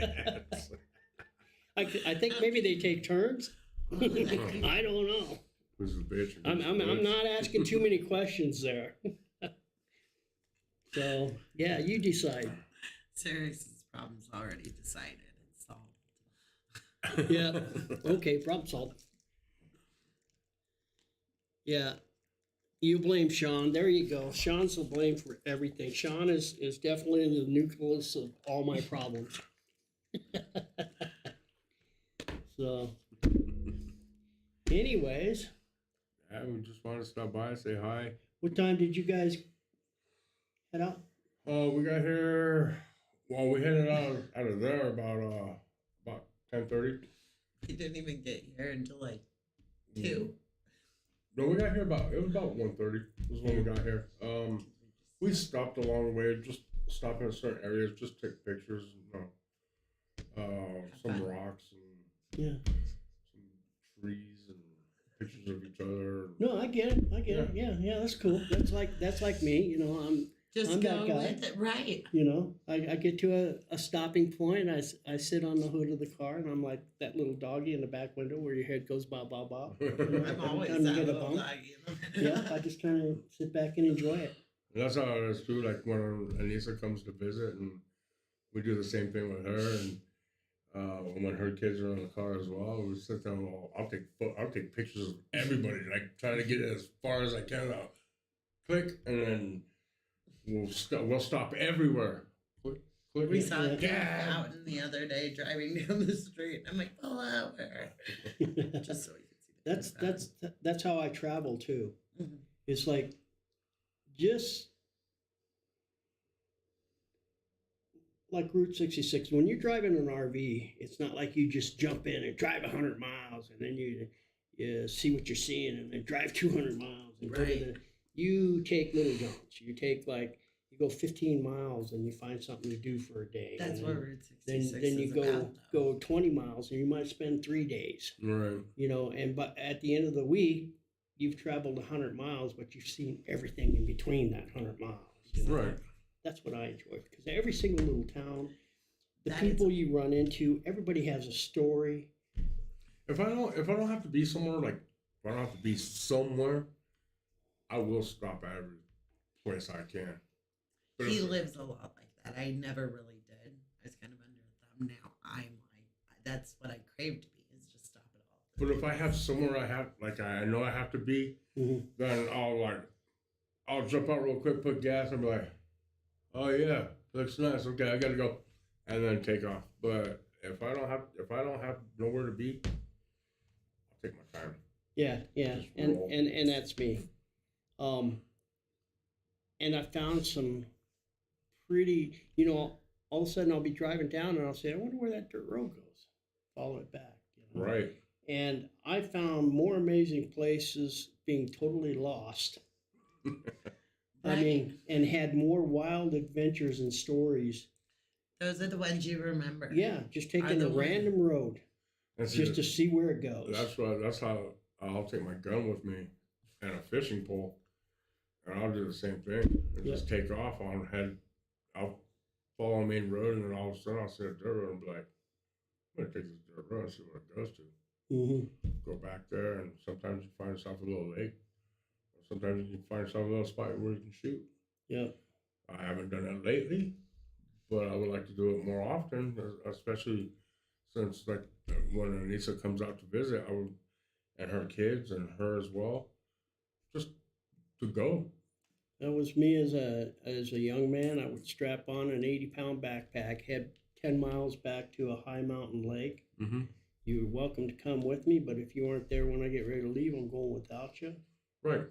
Have a bag full of mushrooms, a six-pack, a couple of cases of beer, and just go see God. there know? you go. I wanna and go do have the that. time of my life. Why do we have to be young to do that? Really though, okay, Yeah, we don't have to take the Because we're 10-mile smarter hike. as we get older. we Because just- now our Are we, or are joints, we just more scared? We because made it through the first our time. joints hurt now. Because now I'll have to alternate my water diet pill, Let's with my heart pill, with my lung pill to make room for a mushroom or two, I mean, It is worth and ultimately figuring I'm out. going to see God anyway. So. One way or another.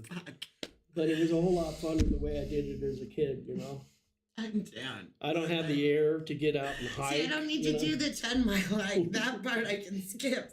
Yeah, I discovered lawn chairs are pretty nice, Right. Yeah. Right. Bonfires. Fuck the mosquitoes. Right. I'm going in the RV. Shit.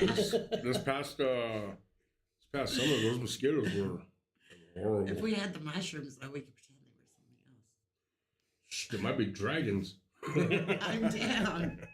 And now that stuff's legal, Before it was like, hey, man, you gotta Yeah, mushrooms are legal now. Pot's legal. So I mean, I was some guy asked me when I was at work one day, and he's like, "Hey man, you want to get some mushrooms?" I said, "Just about anywhere. It's legal here." What? He goes, "Well, I'm not from here." I was like, "Ask anybody else. Don't ask me. I'm at work. I don't know where to get them."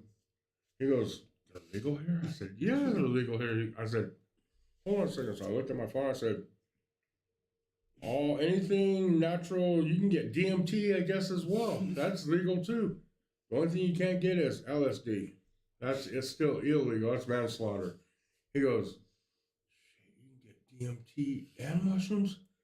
He goes, "I'm moving to Colorado." I said, "Damn it! I just burned another person." You can wash it down with a beer, just don't drive. Just don't drive. Yeah, it's crazy now. I mean, mushrooms, DMT, whatever. Wow. Yeah, no, older guy, I can't do it anymore. I just don't, Try to be you smarter. know. When they legalized pot, I grew the hell out of that shit, and I was doing the genetics and cross breeding. I would even purposely grow different strands of male plants to get the seeds and the germination off, pollination, and then I put it in a little, and then the next batch that I grew, I had indoor grow rooms and everything else. In fact, it popped up on my memories yesterday, and I said, "This ain't going on. This ain't going on Facebook." We don't need to share that one. But when I sold the house and bought the RV, I had so much pot and 6 different strains were what I grew, and I had three sativas and 3 indicas. And I could fix up pretty much anything that ails you. Just tell me what your symptoms are, and you need this or you need that, you know. But I didn't smoke it because of my lungs. I just loved the hell out of growing it. So, and I was getting He loves weed, but he doesn't smoke either. I was getting 3 harvests a year. I love the smell of pot. I love the way it smells. It smells excellent. Just like You If guys I are could- strange. I love it. if though. I could, I'd get me a pound of it, put it in my truck, and just open Smell the it. bag and just drive around with it. Mhm. I love the way it Well, smells. when I got all done, and another thing too, as they went into the end life of the last 3 weeks before I harvest, Uh-huh. I would flush them completely because I was growing them in 5-gallon planters. Right. I would flush them completely and then feed them nothing but brown sugar water in Okay. the end, and that took all the harshness and stuff out. It was just smooth and sweet and just a Crisp. nice taste to it.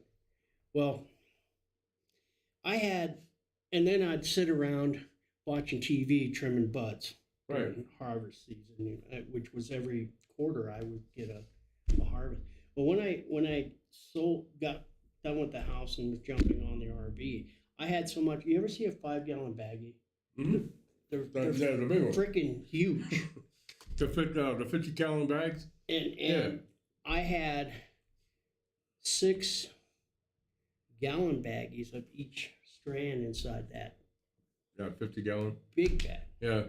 So as I went across the country, friends that smoked and people that didn't, I didn't want to be a dealer, so I didn't sell any. You of were it. the pot But fairy. I'd say, "What?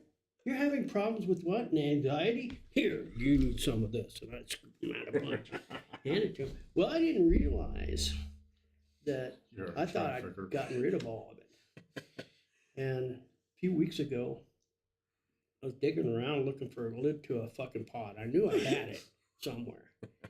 And I pull out, and I got this 2-gallon baggie of fucking shit still that I've been carrying all over the country and didn't even know I had in there anymore. And different type of seeds and stuff. I mean, I could be little Johnny Appleseed around here if I Can wanted I to be your but I apple won't. carrier?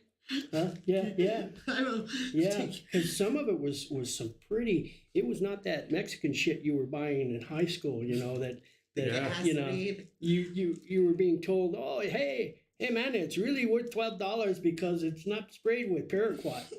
Yeah. Okay, man, I'll buy it. All right, I give you $15. $15, best I can do. And it was fucking $7 ditch weed from fucking Nebraska, but you didn't care. you bought it anyways. I helped my friend and his dad freaking brick that shit up one time. They had a press. Just stick a bunch of that stuff inside of the press and you just twist and twist and twist and let it sit all night, and then you take it out and they wrap it up, and I was like, this stuff is garbage. Yeah, the majority of that stuff looks like you guys got trims, some leaves from that tree, some garbage from over there. Yeah. I'm sure they did. And now if you got one seed or one stem, they don't touch it. They won't buy it. There's nothing in, they want the bud. Shit, no, Everything trees, to- huh?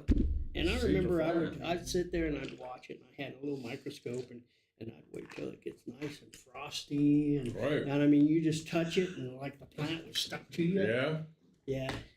Now you throw it out a window and they'll shatter the damn I window. want You get done trimming, and you clean your hand Yeah. and your fingertips and your scissors and stuff, Yeah. and you Big have a old black ball of ball. fucking black tar. And Yeah. I should have hung out with you too a long time ago. Yeah, I did some trimming a while back too, and by the time we were done with everything that we trimmed, we had a big old resin ball, probably about that big around, and I was like,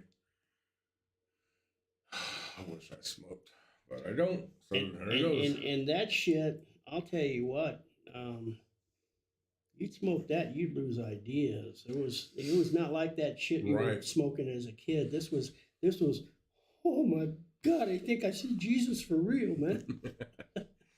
Yeah, it was, You lose, kick your ass. you lose either the that power or to you just speak. sit there and you laugh. And you have no fucking idea. And 6 hours later, you're sitting there. I remember somebody told me, they said, well, why are you growing all that stuff? You don't have to smoke it. You just make edibles. Okay. So I got on, of course, YouTube is amazing. I Oh, wish yeah. I had YouTube as a kid. Right. I'd been a bazillionaire. Because you can learn anything you want to on Yeah. YouTube, good, bad, or indifferent. And so, yeah, I said, okay, can of butter. How do I make can of butter? Sure enough, it tells you, get a little cheesecloth and Yep. roll it up into a ball, put some string around it, and then you just put it in a crock pot with about, Shitload of butter. yeah, like 5 pounds of butter, Yep. and you just cook it all day long. Yeah, just let it That's boil. easy enough. I mean, and you can see it'll come like this color, like a little bit darker, and then You you're like, pull it it's off. done. You put it in a pan, you let it harden again, pour off the water. Right. So something in there quick, just a camera changing. Pour off the water, and there you go. So I did that. Well, and I was doing it mostly with all the trim and stuff. Uh-huh. So it was like some high, High-end trim. yeah, because it had all the frosty on it and Yeah. everything. And so there's no way of gauging how potent it was. Right. So I thought, okay, what I'm gonna do, because I make hot wings, and my recipe calls for a lot of butter, Right. and I use like And your buffalo sauce. Louisiana hot sauce and some nutmeg, some white wine, Right. and make my hot sauce, right? Yeah. So I get me a great big Stick of butter. Core. Canning jar with a handle on there, and that's my iced tea glass. Set it down, make up 5 pounds of wings, right? And I got a great big bowl of wings sitting on my chest, and I dumped all that stuff on top of it.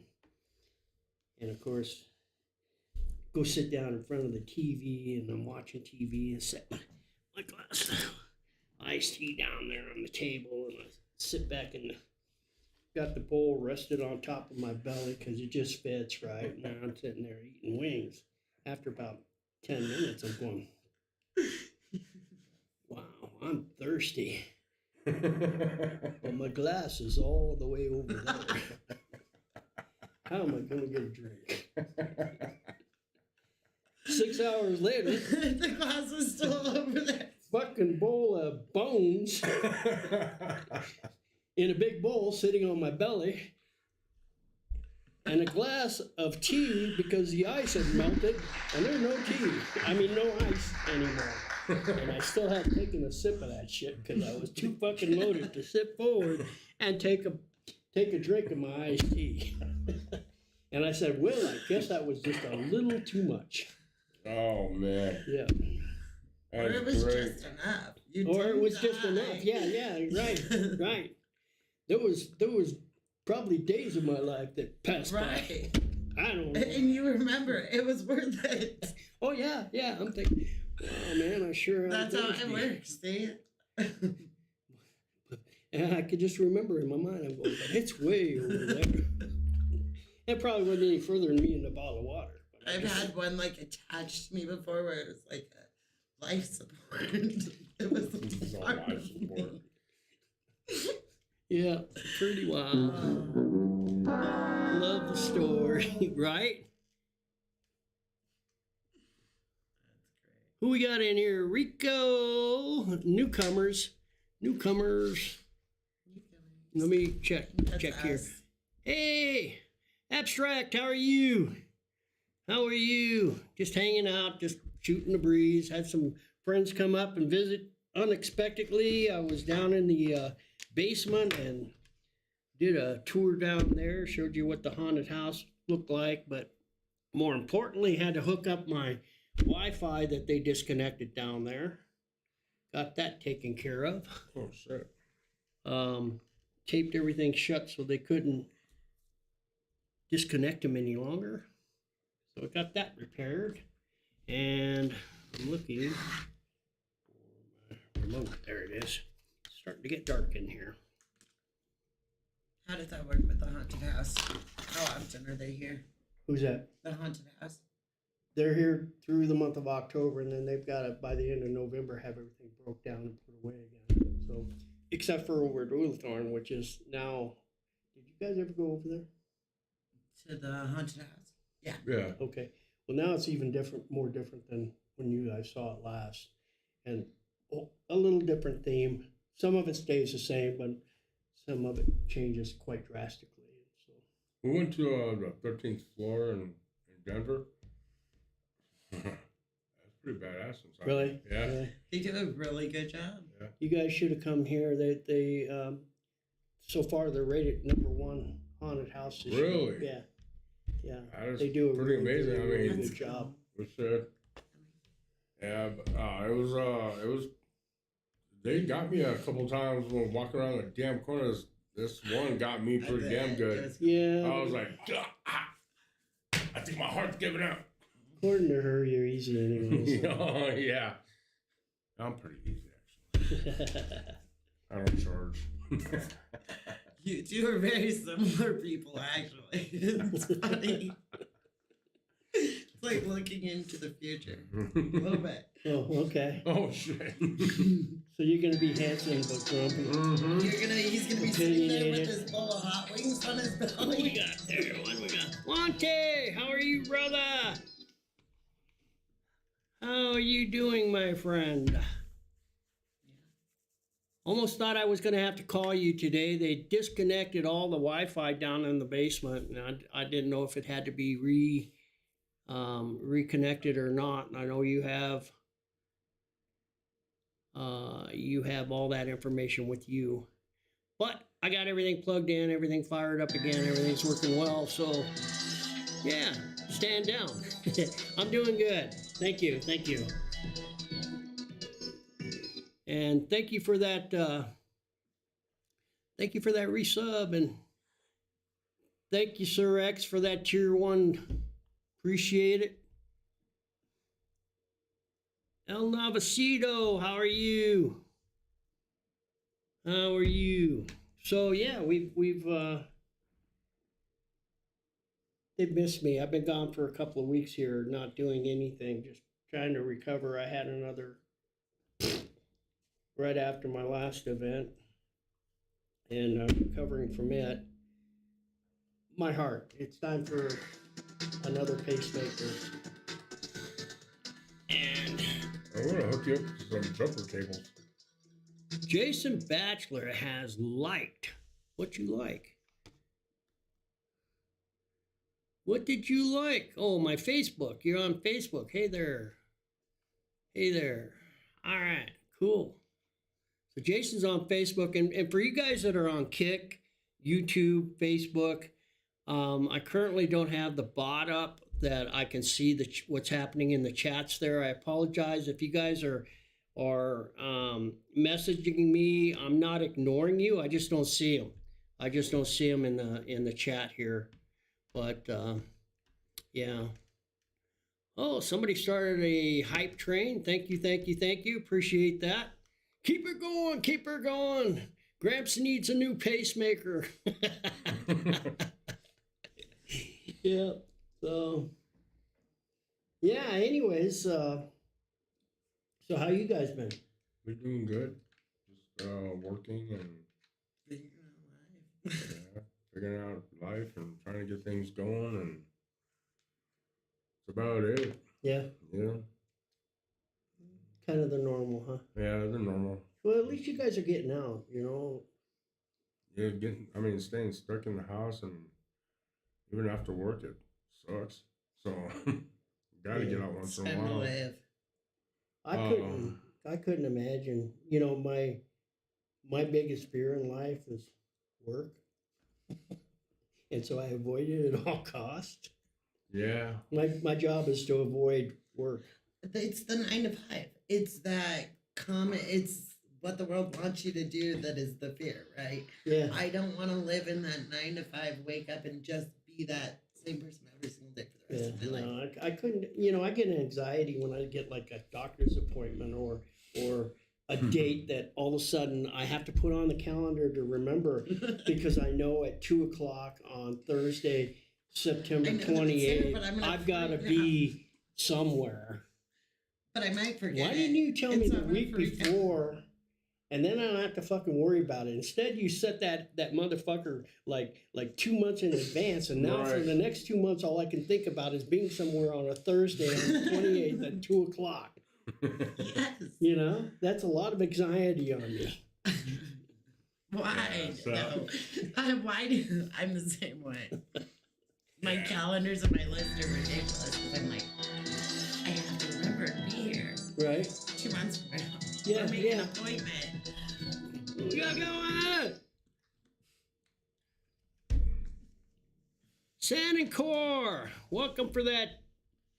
Welcome and thank you, Sir X, for that gifted tier again. You don't have to keep doing that, Sir X. Appreciate that. Oh, all them biddies and cheers. What's that about, guys? Appreciate that too. Thanks for all those biddies and cheers. You guys are awesome. Be better if it's titties and beers. Yeah, titties and beer, Yeah. right? Titties and beer. You can find those over on Kick. Yeah. Right. Yeah. Titties and beers. Yeah, I hear they're a lot more open-minded than Twitch. And I do have a Kick channel. I just don't. It's one more thing to learn, you know? Right. And so there's your answer. Right. Can't pull up the I'm other not into bots, that that's learning just crap. more. So, yeah. Place is a mess. I've kind of torn through this place looking for things and then not putting things back. And That doesn't look that mess.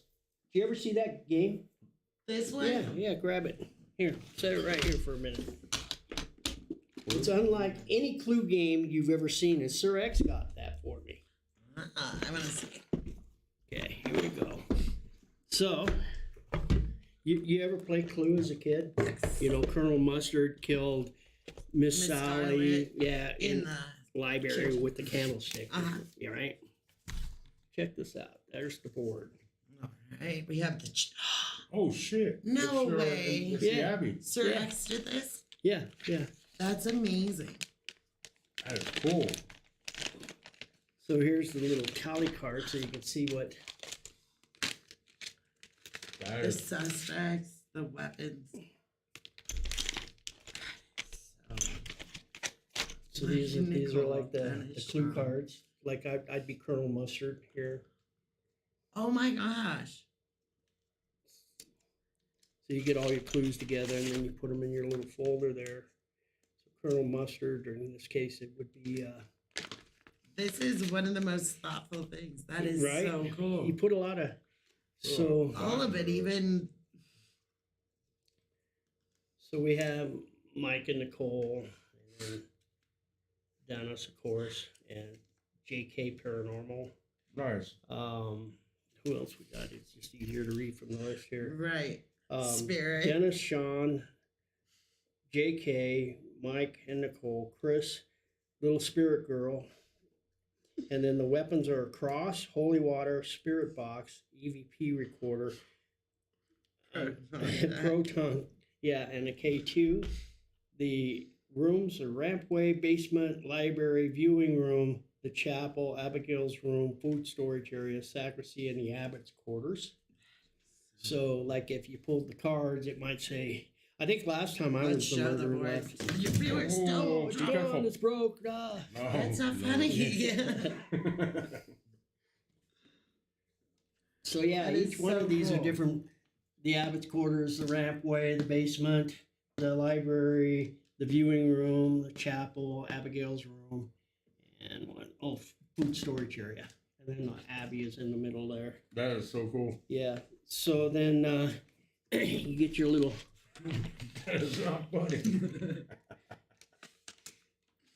That person. Oops, your dice. So here you have there's Sean, the player puck, Oh, fun. little spirit girl. Why didn't you get a picture of Misty? I always wondered. JK, Nicole, there's Chris. Handsome devil. And there, EMF detector, the cross. These are the weapons, right? Yeah, yeah. Feel that. Proton pack, the K2, holy water. That's so great. That's cool. It reminds me of poker chips. And that's EMF detector, or The like an SB7. That's pretty cool. So yeah, all of it, all of it having something to do here at the Abbey. right. So it's pretty cool. Yeah, That's I don't really- even know where you would find something like this to even have it made, but he found it. and- Right. And all of that. Sorry. Not only found it, but had it made. Right. Actually went through with it. Did Yeah, it? yeah, yeah. That's so neat. So pretty cool. We played that at the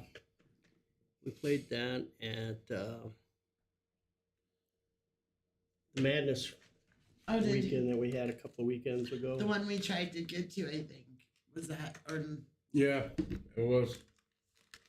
Day late and $1 short. Yeah. She actually had her kids, and then something else popped up. Yeah, I know what that is, but we won't go there. It was a good night.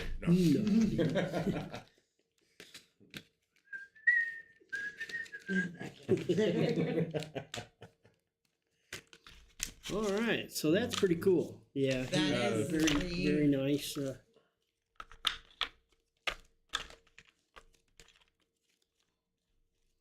Good job there, Chris, Mr. Cyrex.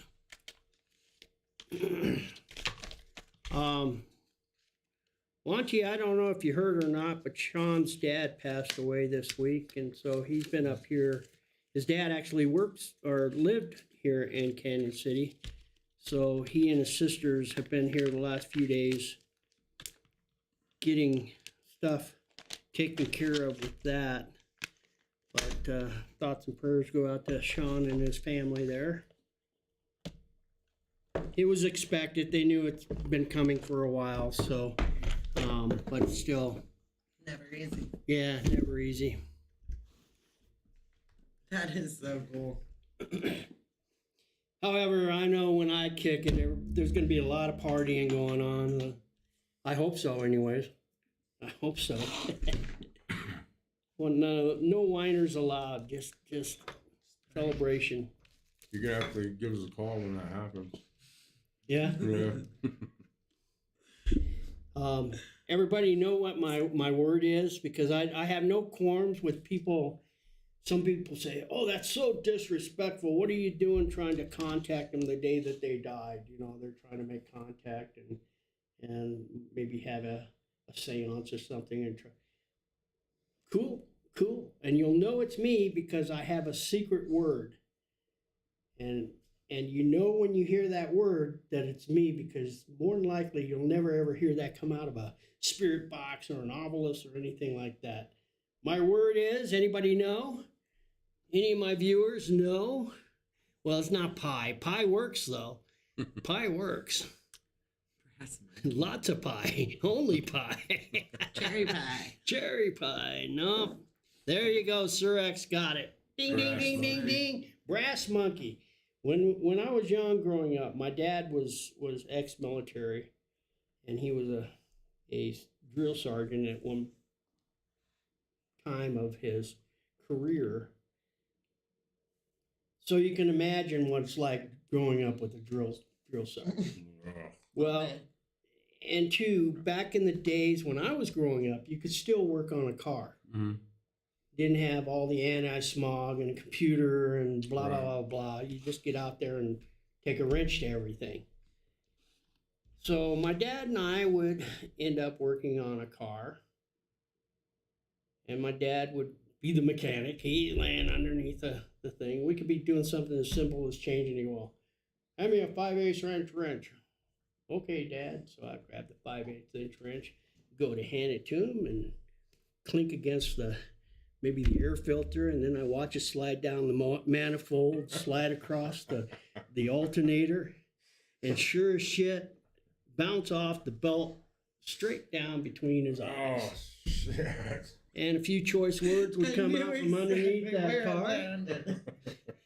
And inevitably he says, "Dennis, you could screw up a brass monkey." I have no idea what that means, but I thought, that's my word, brass monkey. So if you ever hear right after I croak, brass monkey, you know it's me. You know it's me. Well, you heard the song, right? No, somebody said there's a band Brass called Brass Monkey. Monkey or something. No, it's a song from Beastie Boys. Okay. Beastie Boys is a You've never band heard the from song Brass the Monkey? 80s. From the 80s. No. Let's see real quick.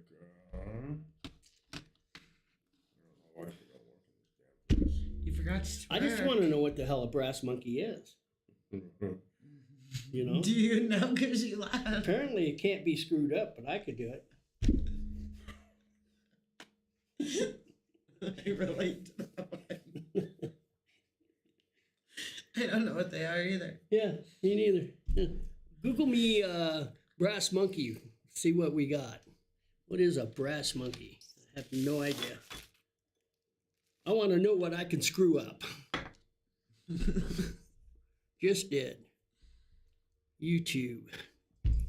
Okay, he must have got the Google for the Beastie Boys. Yeah. Let's see here. Yeah, there it is. After a short commercial break. He's playing Look, I it. had ad blockers on.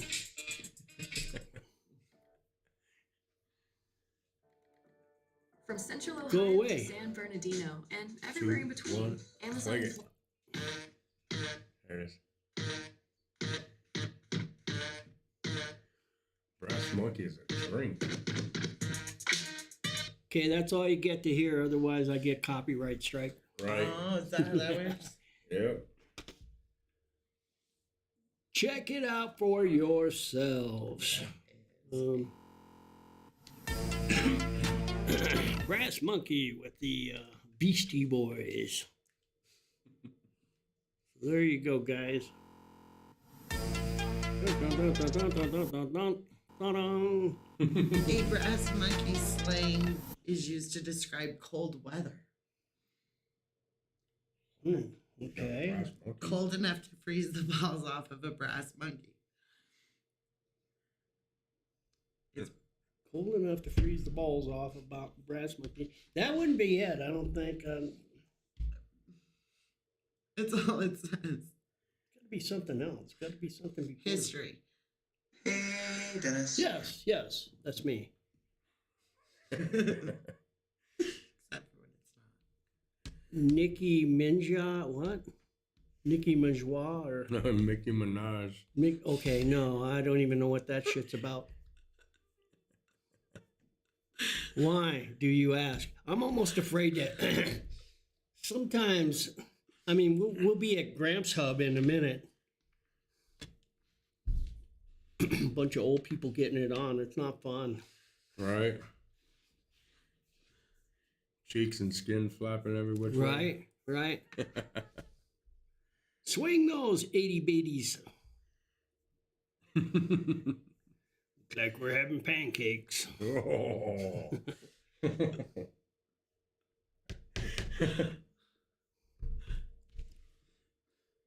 Yeah, you got to be careful where Sir X will take you.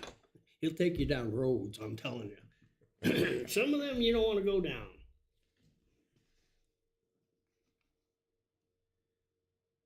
Shit, he might be a clamper too.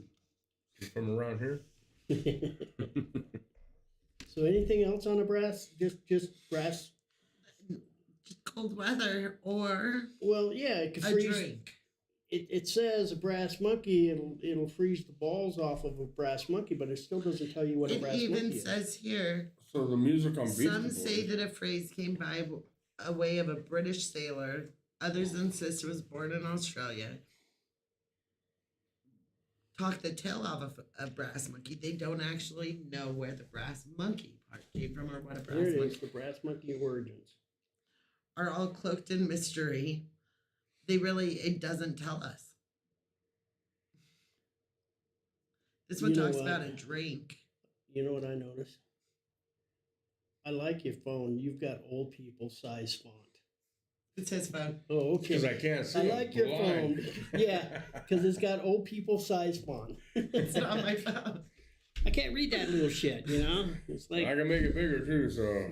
oh yeah, there you go. Holy shit, yeah. Did you see he was telling you a story earlier? And he Oh. acted like he was looking at his phone and he went like this to his hand. Well, yeah, so these guys are singing about a drink. A brass monkey is a Is it? drink. So. Okay. So what's in a brass monkey? There's Okay, two well, different types that told me in there. I don't remember. Apparently, I'm in the little of it. Let's screw Dennis. up a brass monkey. I want to screw it down. Yes. See, there's the drink. Old English mixed with OJ. What is Typically, old one English? drinks 40% down until the beer is level with the top of the cylinder. Brass monkey is. Then fill brand it name. back up with orange juice. Beer and orange juice doesn't sound good. No, it sounds like a stomachache. Yeah. Ugh. But what is old English? Old English is a malt liquor. Okay. Yeah, so now you're mixing it all. Yeah, Yeah. that sounds like a stomachache. Like it's just curdling in the jar. See, I don't drink either, so I don't know any of that I don't shit. really either. I don't get out much. When I do, Anymore. it's by myself You don't give it that much anymore. anymore. You're right. Anymore. And that's something I need to do more of. Get up on the road again.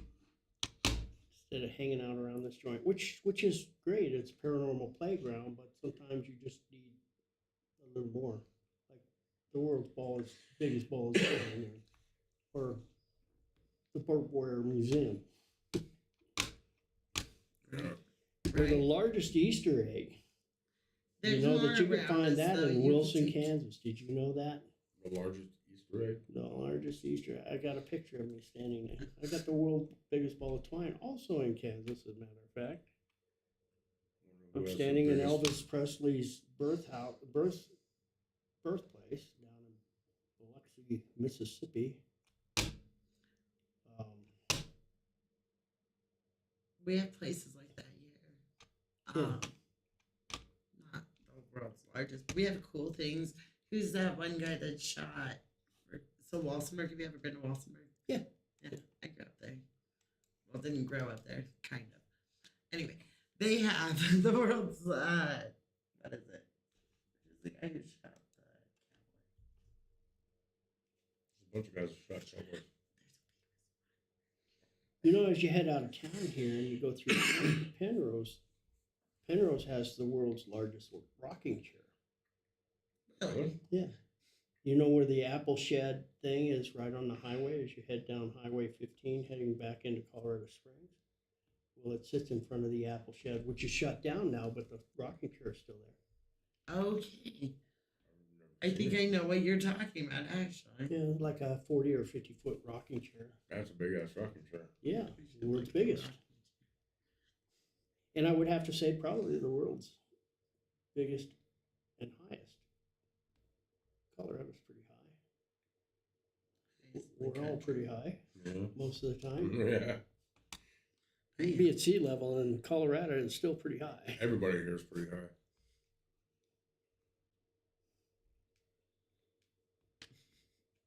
I'm not good at telling stories. It's normally why I don't. I like listening to other people's. Okay. I don't remember the little details, then the story gets lost. Well, you have to catch me on Gramps Spills Beans, one of my shows, and you get to spin the wheel. And here, let me give you an example of that wheel. We're not going to play right now, guys. I'm just showing them. Just don't get excited and don't be spinning no wheels. Everybody's all spinning the damn wheel. Don't touch the wheel. Don't touch the wheel. Don't spin the wheel, whatever you do. But I'll explain the game to you guys. And of course, you guys that don't know the game, we'll see too. If I can remember how to fucking do it. It's been, a minute or two. We go ask. There we go. Okay, you see the wheel here? And you see that it's in increments Of years. of 5 years, dating back from 1957 to 1962 up to 2024. 24. So it's from the time I was born to the present. So basically what you do is you click and you spin the wheel, right? So let's see, I have to remember how to ride this bike. Go here, let's see.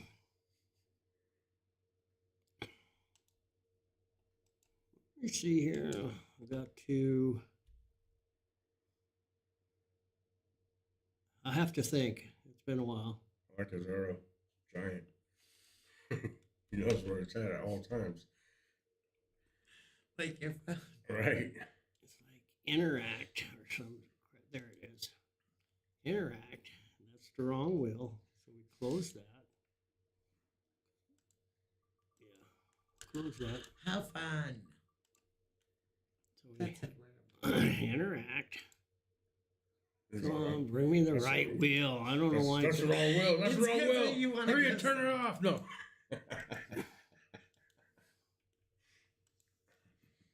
Still not. Why is it not bringing me up? Sorry, guys. You weren't supposed to see that wheel. They're not seeing anything yet. Because you know what insanity is, right? What is? Insanity, the definition. Yeah, I'm watching it. Yeah. Yeah. Here we go. You're living insanity here. Don't touch that button. You don't know what you're doing. We're gonna keep touching the same buttons on this side. Hey, Batch, before you go, what do I got to do here? Interact. But it keeps bringing up the wrong wheel. This is dirty wheel. Let's see here. Oh, let's try this, maybe. That's not the one we want. Oh wait, click on the one right below it. No, don't remove it. It cancel really quick. Yes, I want to remove that one because it's not any good. But there we go. Now, interact. There we go. Yay! You got We the done. wheel. We done good. Now, if you hit something, It looks like it's if slowing you down. hit something here, Click on it. click on it. There we go. That was too fucking easy. Okay, now it's going to land on a year, right? Here, you guys aren't even getting the benefits of seeing what I'm doing here. So it just landed on 2004 to 2009. So what then you get to do on my show, going back here to command. Oh, you guys were seeing all that. Sorry. Sorry you had to see that.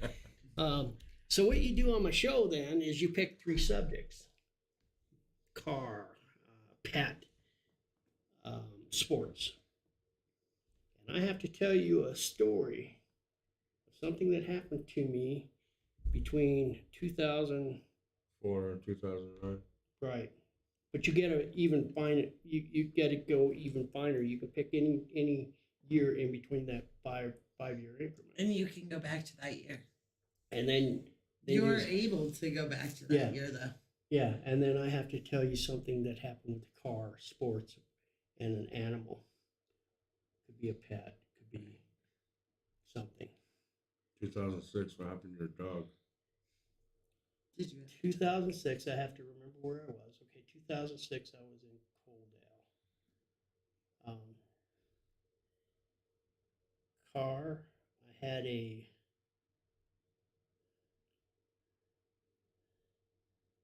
had multiples. But one of the fun ones I had was the old Ford van.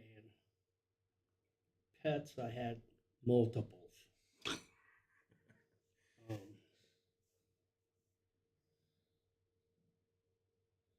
Okay. Pets, a goat. You had a goat. Mm-hmm. Nice. Did you I name also it? had a llama and some horses and chickens and kind of a little farm. But so I had what year van was that? At the time it was new, so it was a 92 customized van.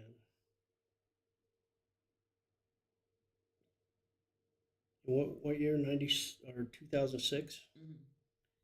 Mhm. Yeah, and I was living in Coaldale. So now I got to think of a story about.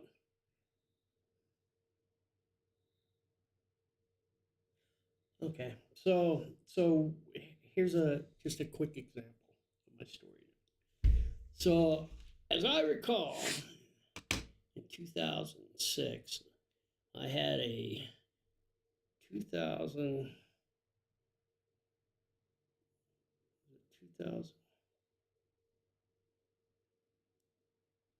2002 or 2003 Ford custom van. And it was decked out. It had everything. You push button, and this back seat would slowly go down and form into a bed. Nice. And it had all the lighting around it, and we had like 4 swivel chairs on the inside and a bar, and then it was TV set and DVR or VHS. Damn. Mhm. You know, didn't have the players yet. The CD players weren't out yet. And so we're cruising down the highway. My youngest daughter was recently born. And so she was kind of in the back seat, being a baby, doing baby things. And Right, we're so- cruising down, and all of a sudden, we're smelling stuff. What the hell's that smell? And it's electrical. And all of a sudden, the lighting up around the what do they call those window things? Vignettes or something? Yeah. Velour. I don't know. I'm not Anyways, they were sure. built-in lights around the top Right. of the Right. thing, and we're cruising down, and all of a sudden it burst into flames. Oh, shit. It shorted out and started a little fire in the background. So we're piling out and pull off, and we're in town. It's light of that, and we pull off real quick and grab the baby, and I'm in there trying to Put put it that out. fire out and shit, and of course it's plastic and frying my hand and shit, but I got the fire out and whatnot. And so yeah, anyways, we didn't fortunately that was pretty much the extent of it, but because it was custom, it was almost like $400 to buy a little replacement LED lighting thing that went into that section and whatnot. And so it was like 2 days later, right after that van caught on fire, then my daughter and my ex were out feeding the horses. We had this mean old goat. We used to play football with the goat. He had some curly round horns. And when my boys were younger, we'd play football, and the goat was always my partner, and the two boys would play against me and the goat, because what I would do is take that Nerf ball and shove it in between its horns. And that goat would take off running. The boys just got the fuck out of the way. They weren't about to be rammed by that goat. And it was kind of funny because this goat would take off and it would run, and there was a place where you could run. It would run up the backside of the hill, and inevitably, it was like bragging it just got a touchdown because it'd be on top of the garage. Oh, that's great. On the roof of the garage from coming up the backside, and it could then jump up onto the roof and just kind of laugh at the kids as they're sitting there crying because they fell down, getting the hell out of the way of the way of this goat playing football. So we always won playing football, me and the goat. You and the goat. That's great. What was the goat's name? Yeah. Did the goat have a name? Yeah, he was William F. Bonney, Billy the Kid. Yep. Yeah. Yeah. And then we had another one that was Willie Bottom, and he would. William Francis Yeah. Bonney. Yeah. Yeah, Willie Bottom, he was a mean one. He ended up probably at somebody's barbecue. I don't know. Probably. Everyone always wants the goats and the pigs, and they always end up. Yeah. And notice, They always end up at somebody's barbecue. That's where they end up. when I had my print shop, we had some city slickers come in from New York City. No kidding, they were from New York. And I had this little porch as you entered into my print shop. And we had a miniature petting farm. A lot of people would bring their kids out to the print shop because we had ducks and chickens and turkeys and horses and goats and llamas and all these animals around, and they were all friendly. You know, you could walk up and pet them. Well, so the goat just kind of wandered around, and I don't know if you know what goat turds look like, but they're kind of like bunny pellets, really. Yeah. They don't just poop like a dog or something. They shit out a bunch of pellets. Yeah, little pellets, right? So I'm standing outside the print shop, and I'm standing there, and I'm sweeping this stuff into a little pile because he'd been on the porch and pooped all over, and this guy's standing up there, and he just moved in down the end of the dirt road there. In fact, I bought my acreage through his father-in-law. They were just up kind of, at that point, they hadn't even moved up there. They were just up visiting. Right. So he's sitting there and asking me a bunch of stupid questions. And as we're talking, I'm kind of sweeping, and then he gets down on his knees and he's starting to pick these things up and pound them in his hand. And I'm going, that's kind of weird. And so we continue to talk. I have no idea what he's doing, but I'm pretty puzzled by it. You're just staring at his hand. And he's just like picking them up as I'm sweeping them into a pile. You're holding my goat shit. And finally we get into, he's been doing this for like 5 minutes. And I'm about done You've pulling allowed it him up. to And I'm do it wondering, for 5 I finally minutes. said, what you going to do with that? And he says, well, what are they? I said, it's goat poop. I says, it's goat poop. Oh, and he starts wiping his hands off. You and gotta put stuff. them in his mouth. I thought they were ball bearings, or you broke apart and you were trying to pick all this stuff up. I had no idea. And I was just amazed, this guy sitting there picking up goat poop. Making sure he got every one because they were all important, you know. Oh, you missed that one. It rolled off the side. I'll get it. Only thing could have been worse, he started tasting them or something. Right. Oh, God. Yep, the little milk duds. Go ahead and have one. I wouldn't have said nothing. I would have had him put it in his mouth. So, all right, what was the other one? We had the car, the goat. I guess that was it. Yeah. Yeah. That's great though. But and sometimes I'm a lot more wound up and Right. yeah, a lot more details. Like when I was telling these guys about being in Okinawa, that was You get excited. a trip, And you yeah. can feel the energy. And yeah, and when I'm in that mode, you Right. know, it's like I'm geared up. So we'll get back to that, but you guys will have to join us on a spin the wheel night. We will. That's Gramp spills the beans. How's us? We'll have to stop back and we'll start signing in more.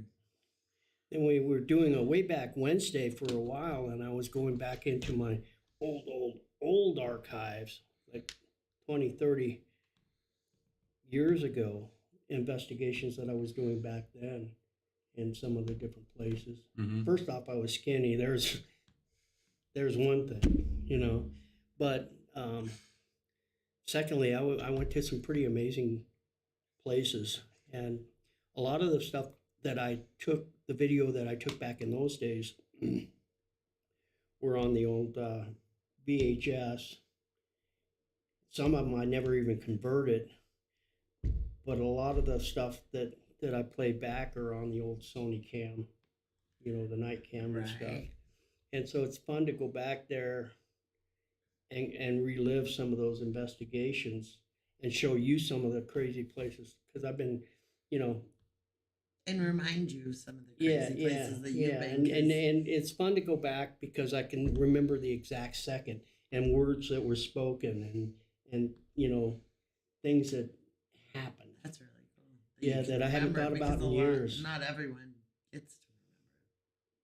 So that's cool. Yeah.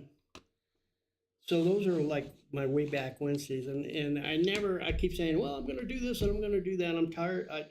I'm not going to make any more promises because inevitably I don't follow through, and it's not because I don't have good intentions. I just don't have good health. But I think the people that love you, you could still do way back Wednesdays, and the people who love you and want to join will check in to see. if you Yeah, can yeah, join. and it's like tonight, you know, we got 5 people watching on this channel, and I hadn't, you know, I'm just shooting from the hip here. Right. I didn't plan on streaming this late or this long. I know you were actually getting ready to sign off when I Yeah. told you I was outside. Yeah, yeah. You were signing off. I was I'm like, thinking, I "Oh, hope they crap." brought pizza. Sean was talking to us, and I'm Well, like, damn it, I who would've stopped known we listening would've to brought pizza? Sean because I'm like, I gotta figure out what he's doing. Yeah, because when you signed in, I didn't know who you were. You really were trying to sign off. Yeah, yeah. know. I was getting ready to call it and just go on back Time is outside, actually- just because. 7. Are you hungry?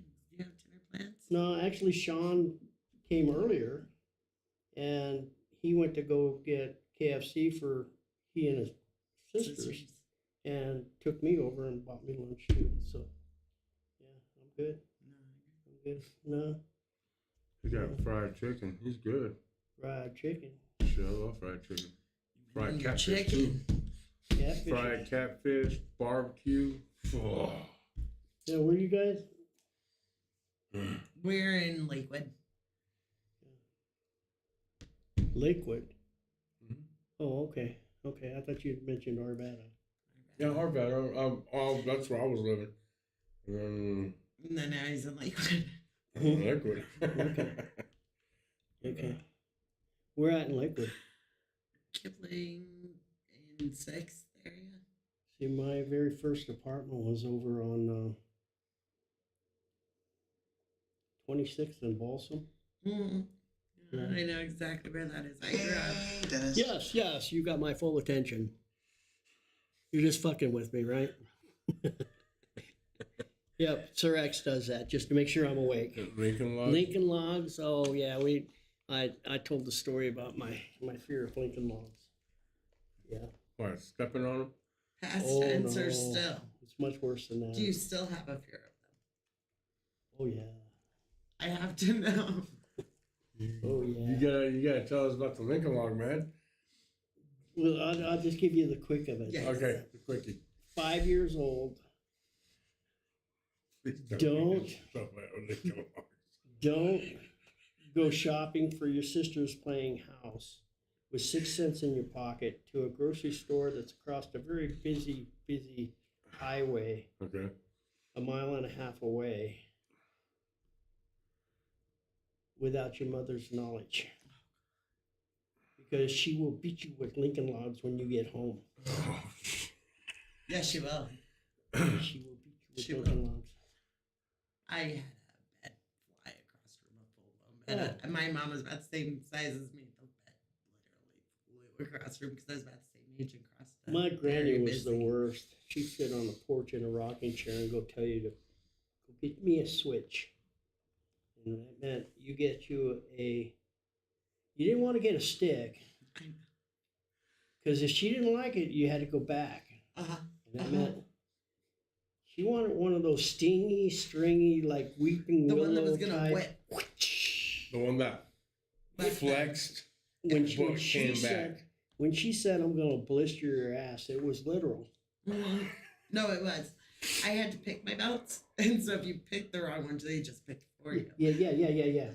Yeah. It's the same as My that. dad had a blue suede belt. That some bitch hurt. Oh, it was thick. It was like the width on it was like this. Yeah. It was just like I was like, But you know what you learned? oh yeah, you learned. Respect. I learned in the store. You learned to like the whip. I learned in the mini mart. I learned at home. Hello, And that's the thing too.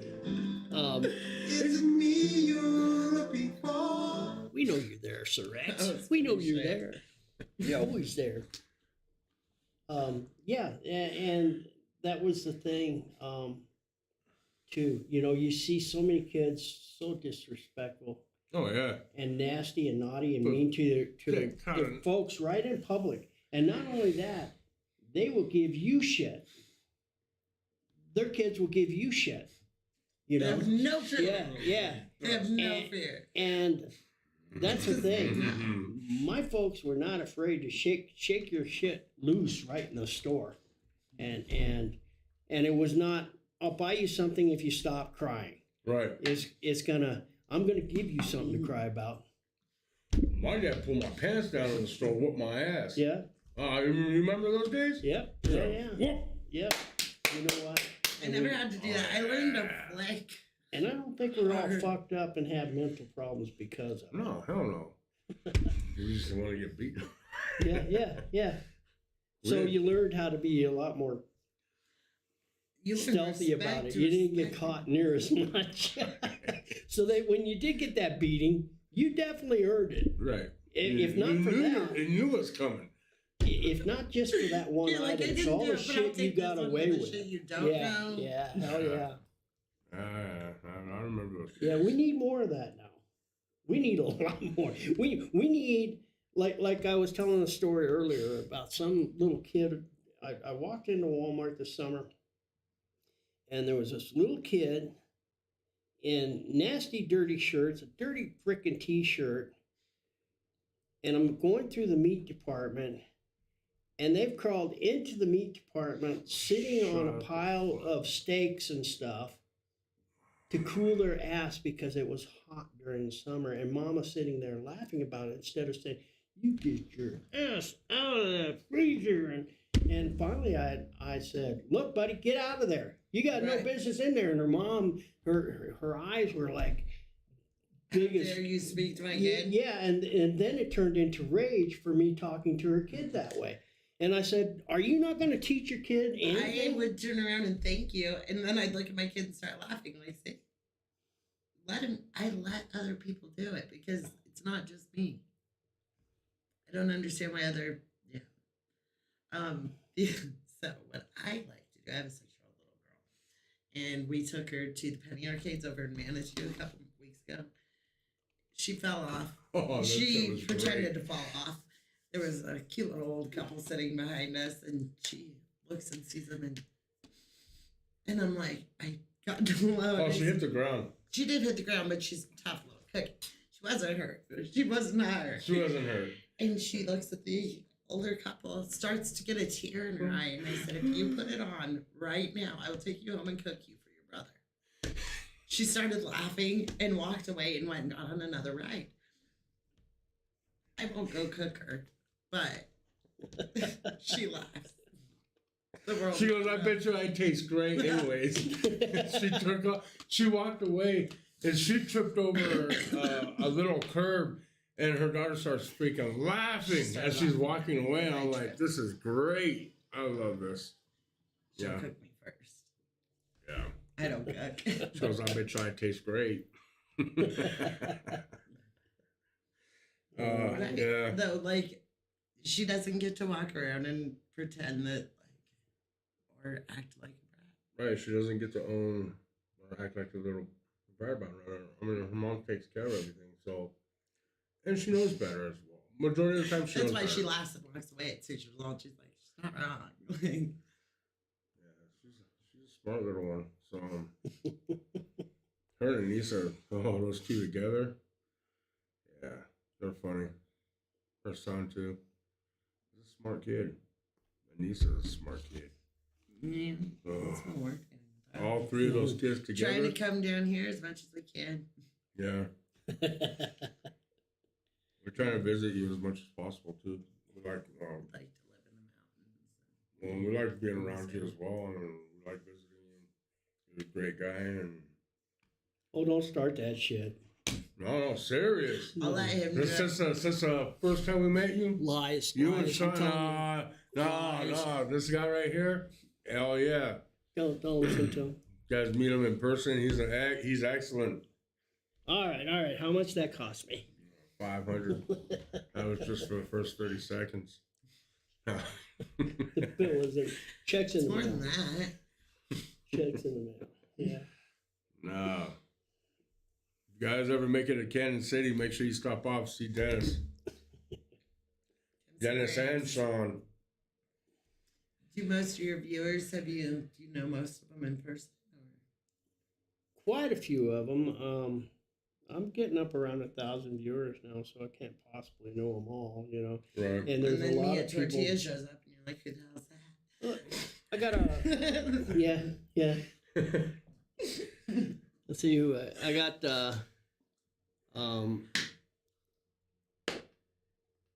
Even though I don't know them personally, like when I'm off for a little bit, Mm-hmm. But they're you, checking me on my other social media, saying, "Hey, you okay? What can I do? Can I Right. do anything you to build help you?" connections, you know. Yeah, Through, yeah. yeah, and that's something that I didn't understand, and I've talked about it quite a few times. Is us growing up, me in particular, I didn't have. We were kicked out at 7 o'clock in the morning. We didn't come home till the street lights came on Right. outside. You know, that's when we knew it was time to go home. This is what you Whereas had to kids be, today, they were brought up on Nintendos, Ataris, and have all this technology. And it used to really piss me off because I made the mistake of getting my oldest son an Atari, which he's listening right now. And he's oldest heard son. this story 1,000 times, but you know, he started off. Made the mistake of buying an Atari. Now he and his brother are night and day.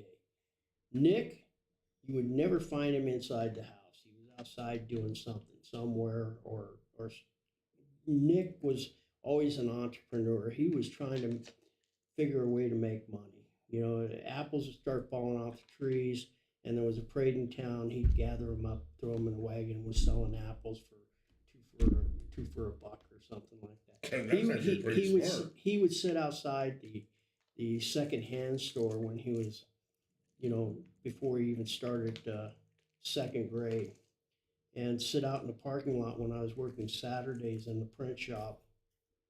Sit out there and collect different rocks that he'd find out in the parking lot and sell them to the people before they went into the thrift store. Oh, this cute little kid, gotta buy a rock, you know. And he was like walking away with fucking $50 in his pocket at the end of the day, selling rocks out of the parking lot. My I sold granddaughter's a tricks. thief. I sold tricks. I would do freaking magic tricks. And Magic? they buy them. Stupid little ones. Not even real. Like it. And people would hand me $1 or $2, and I'd just do something stupid. I just wanted your money. Yeah. My granddaughter, she's a little thief. You know, she found a rock in a damn parking lot. I'm like, oh, that's a nice rock. So She you owed me give me $6. $3? $3 at first. And then you go to go get it from her, and she's like, "Oh, hold on a It's second, $6. it's $6." I'm like, "But I'm your grandpa." She's like, "I want $6 for it." Thief. Pull out It's weird. $6. She's almost 6. She's a splitting image identical replica of my 6-year-old. And she sees soccer written across your forehead. Exactly. Yeah. And my daughter looks identical to his granddaughter. It's very strange. I paid her $6 for this rock she found in the parking really lot, Yeah, yeah. and I put it in my truck. Yeah, she got it. I paid for it. You see, on the flip side of that was Jason. Jason had the Atari. Jason was not going to leave that Atari, and then they came out with the Xbox, and then they had Was it- internet. Oh, it was Is Jason Atari the one who's and then watching? Nintendo. Yeah, Nintendo. Yeah. Is Yeah. Jason the one watching? Yeah, he was. I don't know that he's still on or not. Because That's Axe Batch up he's- here, right there. Oh, okay.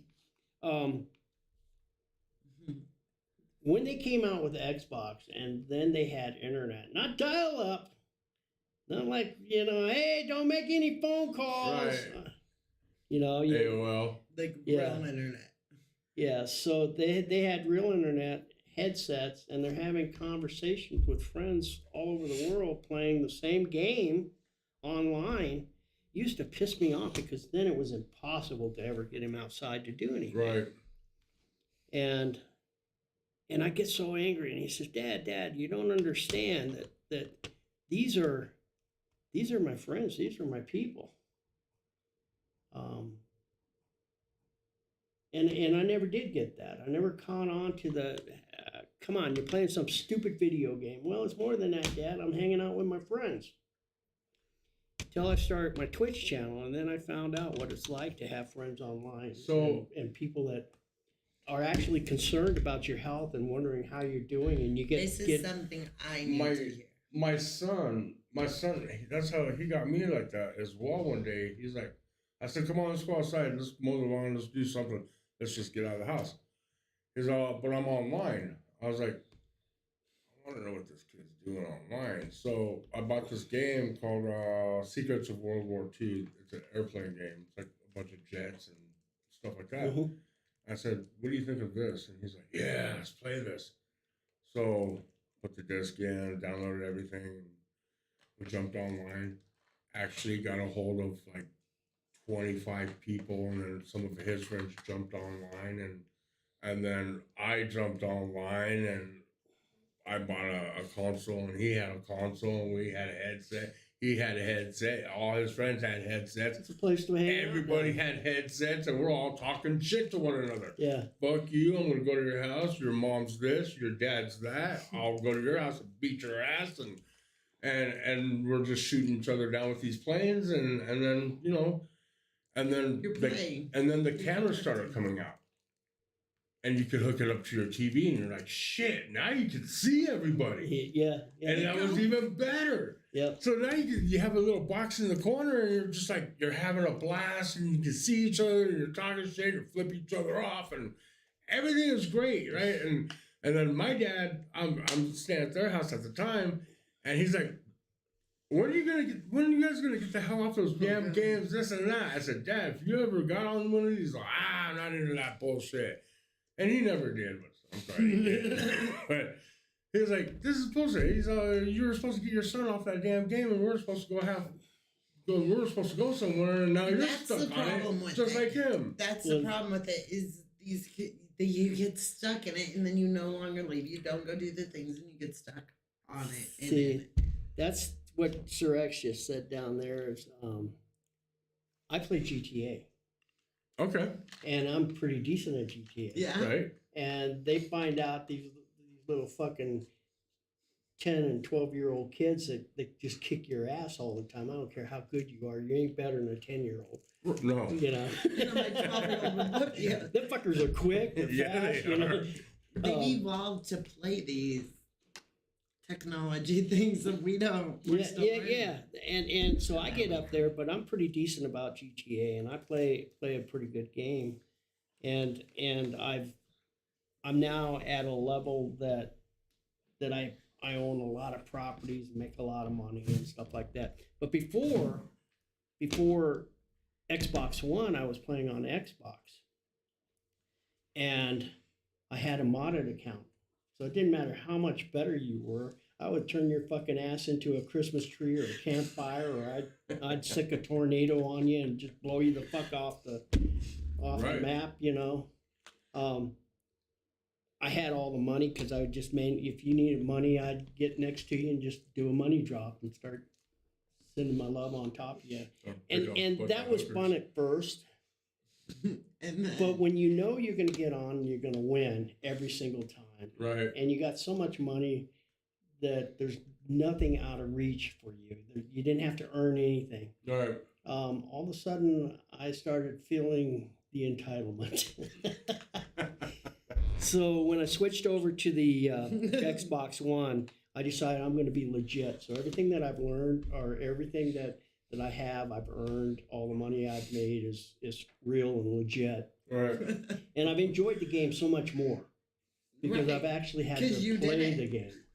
You know, didn't Well, just see, go around you did it. trolling people. It's like my son too when he was playing like Call of Duty and stuff like that, and it got to the point where he was just running around and quick scoping people, and he got so good at it that we can, like my brother-in-law and his brother and a couple of their friends, they all blocked him off the game because he would, as soon as they would join in, he would just kill them right off the bat. kill him off. And they're like, we can't even get a shot on him.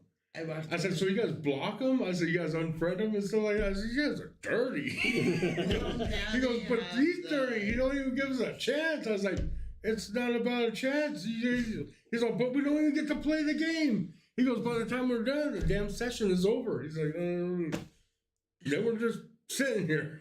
The other day, I Dump our walked into asses. my son's room, and he's got VR, and he's down crouched in the corner of his room, and I'm all, "You fucking camper!" and left his room. Yeah. And then she goes back. He's like, I'm not camping. And I'm all, "Yes, you are." And he goes, "Yeah, I am." Yeah, I am. Yeah, she caught I him. love just messing with my kids. I'll walk in. "You camper!" Fuck. See, I just pay attention to the keylingos, and then Yeah. I play along and play the games. And that's another thing too. If I get somebody trolling too hard on me, I know where all the glitches are. I can hide in the wall and wait till I Right. get tired of it, you know, or shoot them from inside the wall. They can't get That's me. fun, So, though. Hide in the walls. it's crazy. Yeah, all the glitches are crazy. I remember when you used to be able to do all the codes and stuff like that, and you end up with a bunch of money, or you even have to do the hookers or He said something. it's more fun his way, Yeah. like actually doing it. One day my son was like, Dad, watch this, and he snatches up this girl, and they go in the car, and the car's rocking back and forth, and his money's all ting ting ting ting ting ting ting. I was like, He God was damn game are earning the you money on? What are you playing? or losing money. No, he was gaining. No, he was losing money, Okay. right? And then he got out of the car and he killed her and he took all her money. I was like, "What game is this?" Oh, GTA. I was like, "Sure, no." Yeah, but even then, when you're talking about it, it's not worth it to kill a hooker or somebody. Hooker's gonna get, you know, like you might get $32. Right. Get your money back. You can go rob the store and make 1,000. So why kill a hooker? You know. 'Cause they won't kill Yeah. hookers.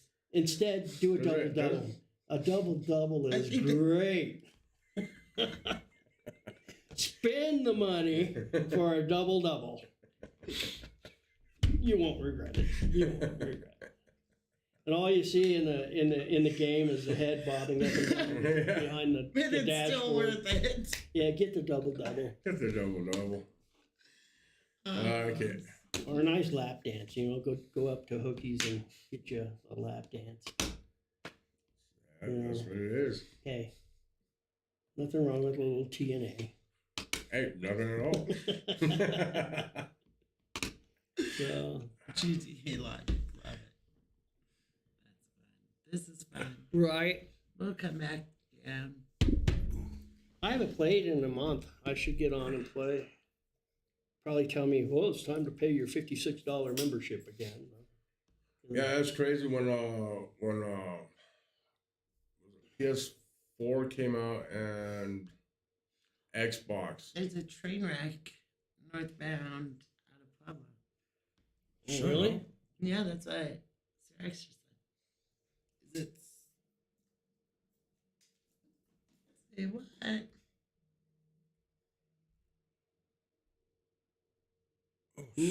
North out of Pueblo, which I'm going you're up. gonna take 115 though.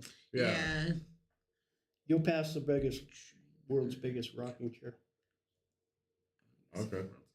Biggest rocking chair. Does it rock? No, and Then you it's can't not a even rocking get up there. chair. You would have to use a. You would have to The use world's biggest object shaped like a rocking There chair. you go. Is Yeah, somebody in here? an Indian like woo. Here's something out there. So what? Open the door. I hear a buzz now. Sounds like I hear voices. If he goes down, run. into the voice.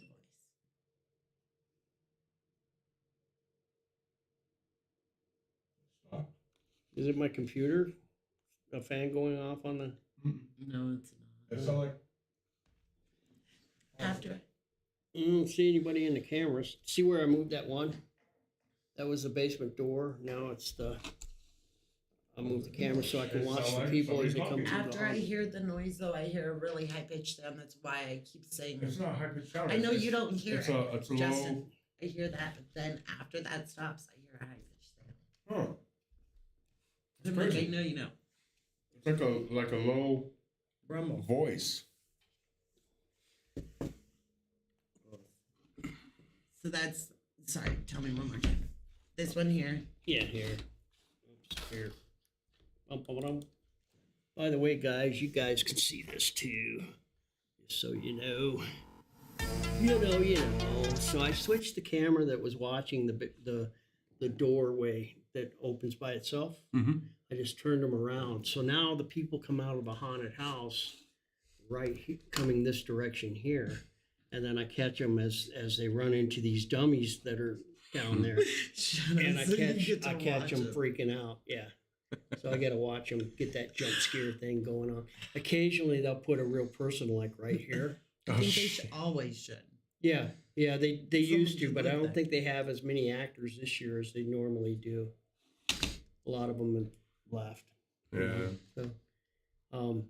So yeah, I went down there to, and as I was checking the cameras, those mannequins kept moving over time, and I didn't notice it until I started fast forwarding stuff, and then all of a sudden you'd see those that they mannequins kind of shifted. shifting around. Hmm. And then I'd watch to see if somebody would move them. Like this guy's here, now it's gone.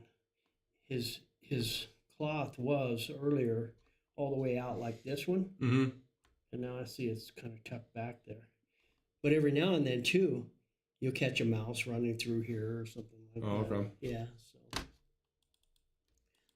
but anyways, I switched that camera around That's gonna be fun. so that I can at least be entertained by that. Yes. Oh, that's weird. What is that? Oh, over there. Oh, okay. That's that cart.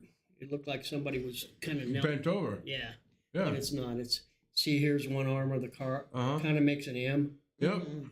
Yeah. But So that's right their here. little cart. Yeah, but it looks like somebody's bent over. Yeah, that right way. here. That's what Yeah. I thought too. I was like, who the hell's down there? It's like a little Minecraft guy. Speaking of videos, yeah. And you saw, I have a camera in here now. Nice. I noticed. I was Yeah. watching. Yeah, there's actually that little bus right here, just out of camera view. I need to move it up, but it's all taped off on the floor so that we know if it moves out of that taped Right. area, then, which means big deal. You got to peel up 4 pieces of tape, Dennis. I know. It's a lot of work. Moving a foot. Hey, Dennis. Yes, sir. What's the light in the upper right? Over here? That's the chapel. And they got the doors open. They weren't open when I was down there earlier today. Who's they? Wait a minute.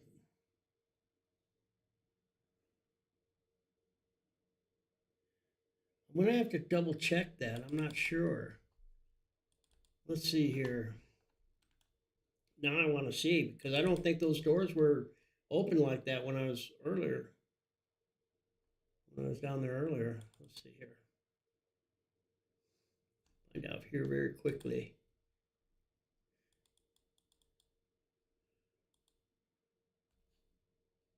Okay. Well, they're open there. So that was like,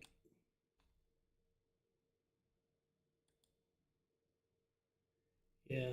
So that was like 1 a.m. this morning. Okay.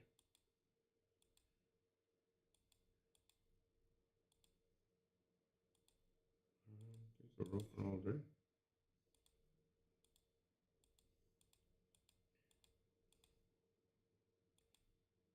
Yeah, they've been open. So I guess I just didn't notice. It's odd.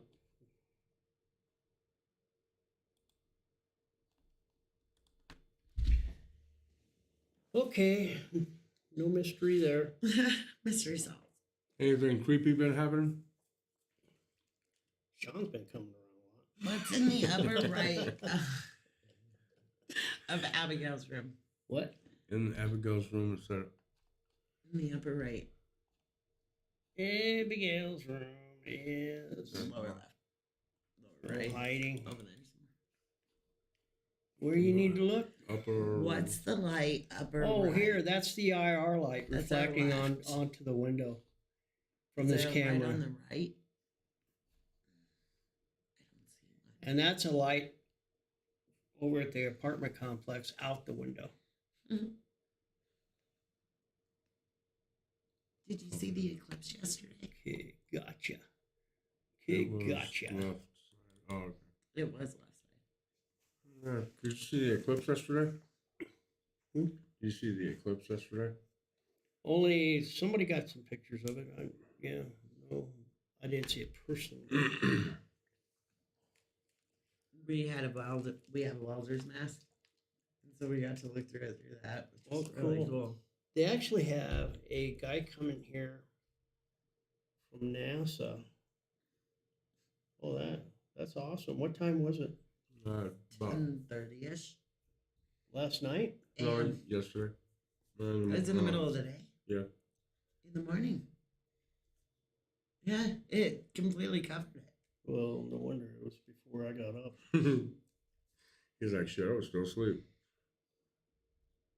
I had a welder's mask on. Oh, cool. Yeah, just a couple pictures. Sent them to Anissa. So what you knew? That's in there like this and they take pictures? Ooh. So I did it. Hey, look at here. I actually took the welder's mask off. Say what? I said, I'm going to take a picture from here. What do you think of that? What? What do you think of this one? It looks pretty good, eh? Don't look at the sun. Look at it. Oh shit, I'm blind. Don't move the mask.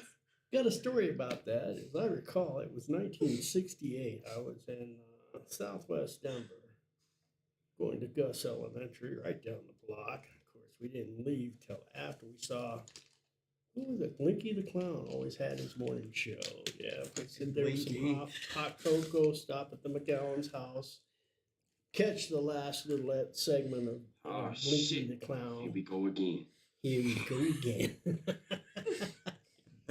And sure enough, it was time to go to school, so we'd be there quickly by our 8 a.m. first bell.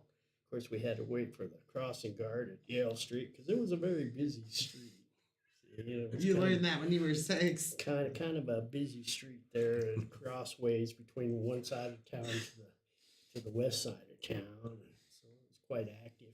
So you had to wait for the crossing guard. I was a crossing guard in 5th grade. However, I got it taken away because I was still on duty technically on my way home from school. I hadn't been home yet, so technically, and I was still in school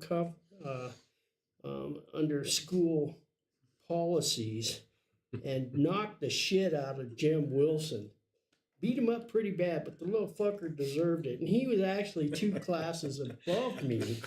The mouthy little fucker wouldn't shut up. I beat the hell out of him, but I was still on duty as a crossing guard, and therefore I lost my position on the crossing guards, which meant I didn't get out of class 15 minutes early at the end of the day so that I could go take my stand at the nearest crossing lock. So you didn't. So Go yeah, out, it get was screwed. detrimental. But anyways, back to the Eclipse story. So there was Trey and I. Craig Miller was a good friend of mine. He and I, if he didn't have a bad idea, I did, Of course. and we would get into a lot of trouble. Well, we always went up to Loretta Heights College. That was the girls' college. Looked a lot like the Abbey here, only it was on like 200 acres, and there was a lot like dorms and classrooms and libraries and Church. chapels and stuff. But And they had a whole girls. underground tunnel system that went throughout that. We'll get to that in a minute. But as we were walking down, I believe it was Irving Street, on our way to the end of Irving Street, heading to Loretta Heights to do some fishing, because they had a little pond out behind the main chapel area. And I suppose it was used for irrigation and whatnot. But they had a huge, like 8-foot fence around it, and you couldn't get inside of it. So we would throw our fishing line over the top of that fence and fish, because the thing was just loaded with catfish. Right. And generally they weren't very big. We just did it to pass the day, fish and catch catfish and pitch it back over into the water and just fish all day. Till we found the tunnels. That's another story. Let's get back to the eclipse. So we're heading down to head up to Loretta Heights College, right? Heading down Irving Street. We're heading in kind of a south direction. And all of a sudden, there's a car there. And it's parked in such a way that the sun was reflecting in our eyes. Unbeknownst to us, it happened to be a day that there was an eclipse. They told you don't look directly at the eclipse. So we didn't look directly at the eclipse. Instead, we decided to watch it through the windshield of this reflection on the windshield of a car. Blind as shit. To this day, I can't see out of my right eye. I have a little dot Your that got peripheral. burnt from that eclipse experience, because I looked at that eclipse, and now in order to read, I have to read the letter before or the letter after, because the letter in front of me is blocked out. So I heard Because there's a moon there. So And they whenever said, the eclipse, like, screw the eclipse. They said, we told you not to look at the eclipse directly. We didn't. We looked through the reflection of a windshield. Well, I learned my lesson there. Don't do that. So we head on up to them tunnels. Well, we soon figured out that we could, through the Valentine, he had kind of what would have been, only thing I could think of would have been like the priest house that got cut out from the rest of the property, Mm-hmm. because it was in that Gothic style, Right. and looked like it belonged to the Loretta Heights, but was no longer part of it. And Valentine, he owned probably 40 acres there, and this big old wicked, creepy house looking like it came out of the Monsters or something, you know, Oh, shit. but very Gothic looking, much like this building here, but on a very small version. He also had a huge barn. Huge barn was filled with a lot of old shit. What better place for 2 guys that ain't got nothing to do but to Okay. plunder through an old barn with lots Right. of shit, right? Well, he didn't like that. And back in them days, they had shotguns filled with salt rock. And I can't tell you, twice, I can tell you.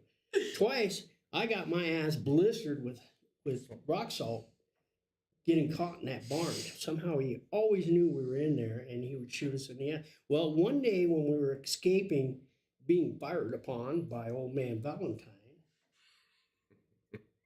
we discovered in our haste to find shelter, we found a door in the side of the hill. Well, this door turned out, we pried it open, was another way into the tunnels that went underneath Loretta Heights. Wow, cool. So Treg and I, we start going through the tunnels. Now, the tunnel system, you got to remember too, in the 1940s, a lot of the old buildings had air raid tunnels and stuff that, because, Right. you know, we didn't know if we were going to be attacked. So they built tunnels, plus the fact in the wintertime for the girls to get around and whatnot. And a lot of the older towns too built underground tunnels, yes. I use my phone. I don't know what that was. That was me. Okay. So we started going through these tunnels that consumed, basically they were laid out like city blocks. You go Right. 400 feet this way, and then you come to a cross section, or you continue to go another 400 feet and come to another cross section. Mm-hmm. And then you might turn to the left, go 400 feet, and then there was a crossroad. You can go up into 400 this way. Well, after a while being down there and getting caught several times, because we would listen for the penguins. Yeah. The nuns. And so we'd be going down the hallway and we'd hear clack, clack, clack, clack, clack, clack, clack. We knew they were getting close. So we'd dart around to the next block and hide around the corner and hope they didn't come that way. And a lot of times that clack would just kind of, they were looking for you too. Yeah. Because they could hear your, Right. you know, just They knew like you were we could down hear their there. clack, clack, clack. And sure enough, they get us up, and then it was a tug of the ear all the way out to the next way out. Well, one time we got thrown out, happened to be right next to the girls' dorms. This is interesting because Treg being 10 and my being 12, we had just now, and then we could remember shit. That's a nice thing about being young too. You remember shit. Well, we could remember how we got thrown out, but more importantly, we remembered How we that got was to the where we were. girls' dorm. Now we knew Yes. how to get to the girls' dorm because we just got thrown out by the nearest exit next to the girls' dorm. And we know how So we got sure there. as shit, we go down into the tunnel, and we found the stairwell going up into the girls' dorm. Now you couldn't just open the door and go bursting through. Right. I mean, you probably could. We never did.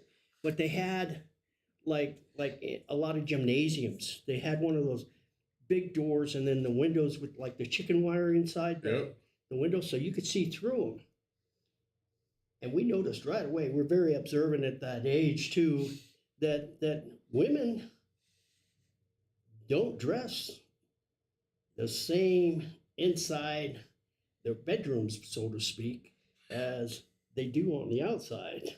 And they were scantily dressed. They come out of the shower with a towel wrapped around their head or their torso. Yeah. And this was good stuff for a young kid. You know, you got to remember, we didn't have porn and internet back in them days. You know, It's we real had life. It's right in front of you. somebody stole So that dad. stairwell and door were covered. We'd find, yeah. So we'd hang out. We'd watch these girls for quite a while, and my granny caught wind of it one day. Oh shit. And she says, "Danny, what are you doing? I hear you guys is looking through them windows up at that girls' school." Yeah, Granny, well, what the heck, you know? She says, "Sex is evil, turn you into stone. Don't you be doing that." Yeah, it turns something Okay, into stone. okay, Granny. So sure as heck, we go up there a couple of days later, and we're peeking through the window. My God, she was right. All of a sudden, I felt something getting hard.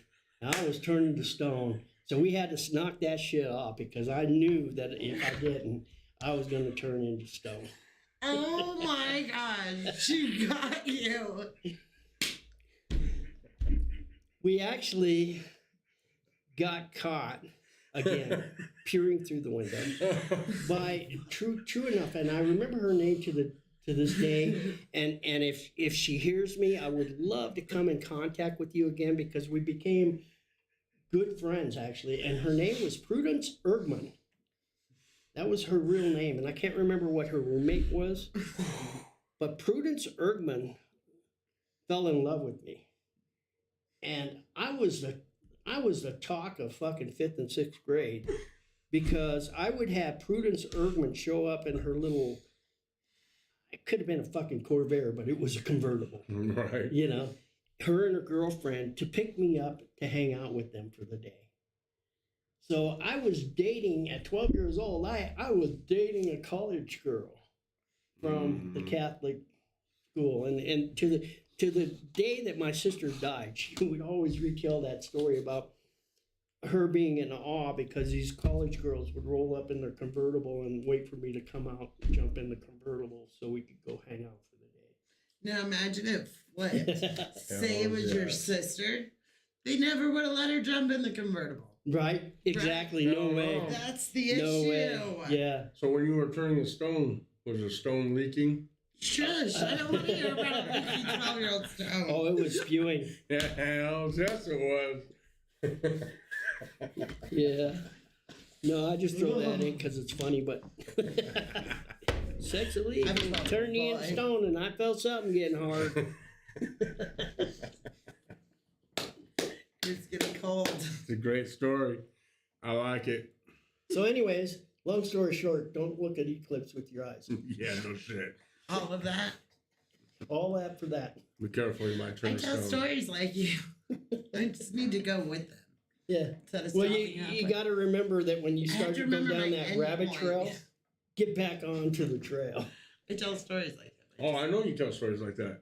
Oh, so goes all sound there. So, anyways, what happened in Safeways? And Right. yeah, Yep. because now we're on the mountaintop Is the stuck in a bathroom up four-wheel here drive. still dark? Hmm? The bathroom up here? No, it's actually the Downstairs by the door. downstairs by the front door. Yeah, Far away. yeah. So, yeah, I was about ready to wrap up an hour or 2 hours. Hell, 4 Oh, what, hours. like 4 hours? Yeah, I was gonna take a shower, but something Something. something was long or maybe short. Yeah, Or long and short. yeah. Long and short. Here we go again. Yep. So you guys got some free stories out of it tonight. What the hey, right? A lot of stories. But yeah, I actually have it written down in another book. I was going to put it up here because I can't. That way, when it lands on those dates, I can look at my thing and say, okay, at that time I was in Okinawa. That time I was in Utah. That time I was in. Trying to be able to glance and remember. Know where I lived. I was in Southwest Denver. Or I was in Louisville or wherever. And that way I can jump to them more. Once I get the location, then I You're can think of the pretty story. quick, actually. I'd say you got to your story really quickly. Where you lived, where you picked one. I couldn't come up with a story that fast. Well, for and that year. then there's another side. Is it fact or is it bullshit? Ooh, that's fun. Yeah, I like that too. yeah. So you have to. You They have do to that on be the sure. radio Have sometimes. some BS stories in there. Yeah, That's yeah, fun. I dig yeah. it. Because I can do that too. Yeah. I you can should. tell you some. There was a rompers. game. There's a really old game. It's called BS. I still have it. It's from like old board game. Oh, really? Called BS, and there's the fact, the truth, the lie. And you have to figure out if the person's bullshit. That's the whole game. It's pretty fun. So yeah, they do that on the radio once in a while. They'll do like a full-on story. Well, this is what happened to me, No, and no, then this is just what happened to kidding. me. Was that lie or did it happen? Yeah, yeah. Most And- of mine sound like lies, but they were true. Because That's good. I had no fear of authority. And two, back in them days, you got away with a whole lot more shit than you'd ever get away with these days. Well, yeah. You just have I to be mean- smarter now. Well, and not only that, they were, I know. I spent the night in juvenile hall literally for throwing a snowball at a dog. The fucking thing kept, every time I walked past his house to go to my friend's house, it scared the shit out of me. It's almost like the old lady would wait. Oh, there's that hippie kid. Oh, let the dog out. The fucking thing would come up and fuck you. So I grabbed a snowball and whipped it at the dog. I don't even think I hit it, but she called the cops and I got arrested. Probably You got more- arrested actually for throwing a snowball at a dog. Yeah, I here's another one that I got was a $25 reckless driving ticket on my bicycle. I got a ticket for running a red light on my bicycle. I was 13 years old. Reckless driving on a bike. Yes. Here's the quick story behind that. I was coming home. We had played a baseball game. So I was with a bunch of the guys from the baseball team. They were all walking. I was on my bicycle. Mm. And so we lived in Louisville at the time. Old Mean Gene Bardet literally shot himself in the foot making an arrest. True story. Then here's the kicker. His dumbass fucking son was out there gardening in his dad's boots and hit the fucking hole with a pitchfork while he was gardening and fucked up his foot. Wearing the same pair of fucking boots that he shot a hole in his foot with. True story. Dumbass fan. Bardets. Yeah. He kept the boots in the Mean Gene Bardet, we called him. Well, Mean Gene, Louisville at that time was 2,500 and basically all Italian.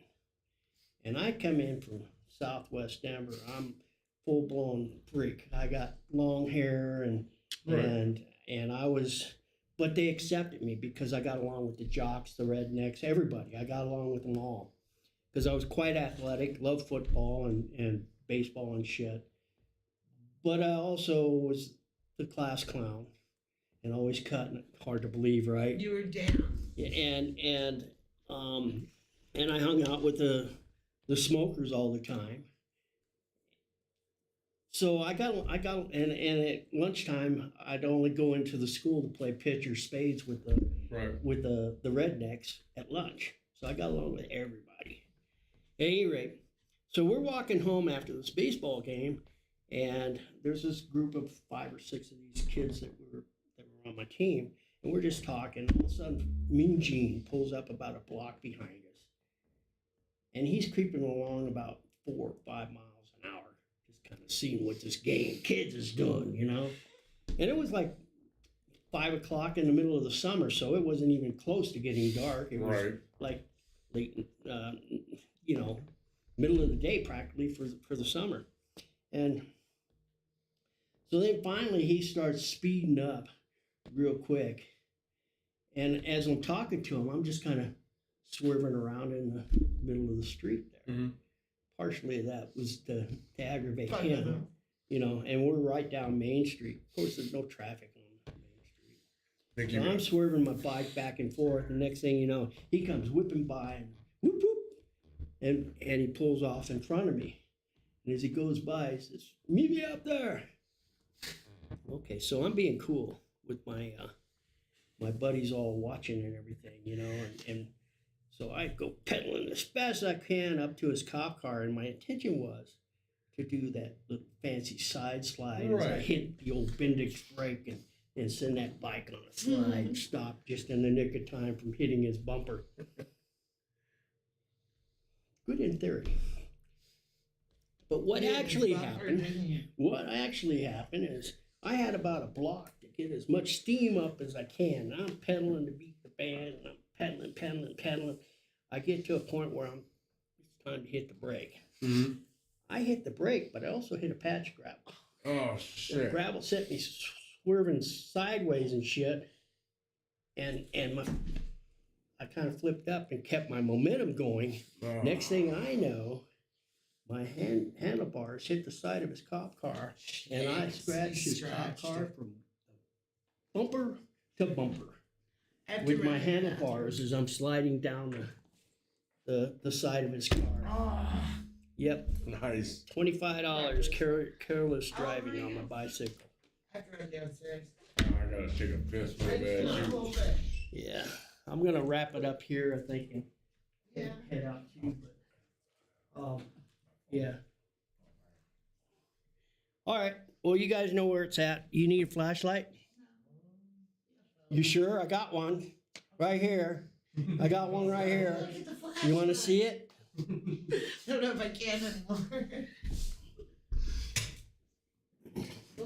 All right, guys. No extra charge for all those extra stories tonight. Some of them I know you guys have heard before. So those are some free ones. Anyways, I'm going to call it a night. Didn't plan on streaming tonight. Definitely tonight. It is night now. It's dark. And yeah, so you were going to pay for them too, huh? Cool. Cool. All right, Abstract, I guess you're out of here. I'm out of here. I'm going to call it a night and just end it here. Guys, I don't know when I'll be on. I hate to say. I'll just have to surprise you. So hopefully you got me in the notifications still. And if I pop up, then come see me and see what I'm up to. I'm hoping to do some panning tomorrow. We'll see how the weather holds out, and I'll show you some gold panning 101. I got me a little dirt out there. I don't even know if there's any gold in it or not, but it'll be fun to kind of find out. And I'll explain all that tomorrow if I get to it. Don't want to see me pop up. Well, that's up to you, brother.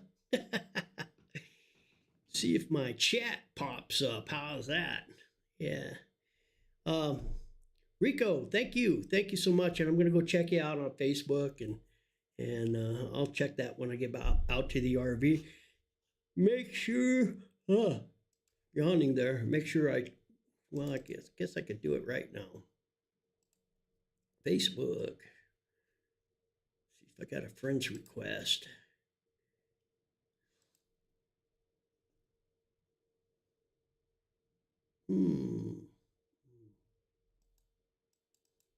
Didn't see it. Don't see it. Oh, that's right. Badge is heading to Chicago. He's heading out with his wife to Chicago for the next 4 days. Chicago. Oh, Chicago. All right. Let's see, Rico. I don't know if I see your friend's request or not. I didn't see that I got a new one. Anyways, yeah. You're in a goofy mood. You're always in a goofy mood, goofball.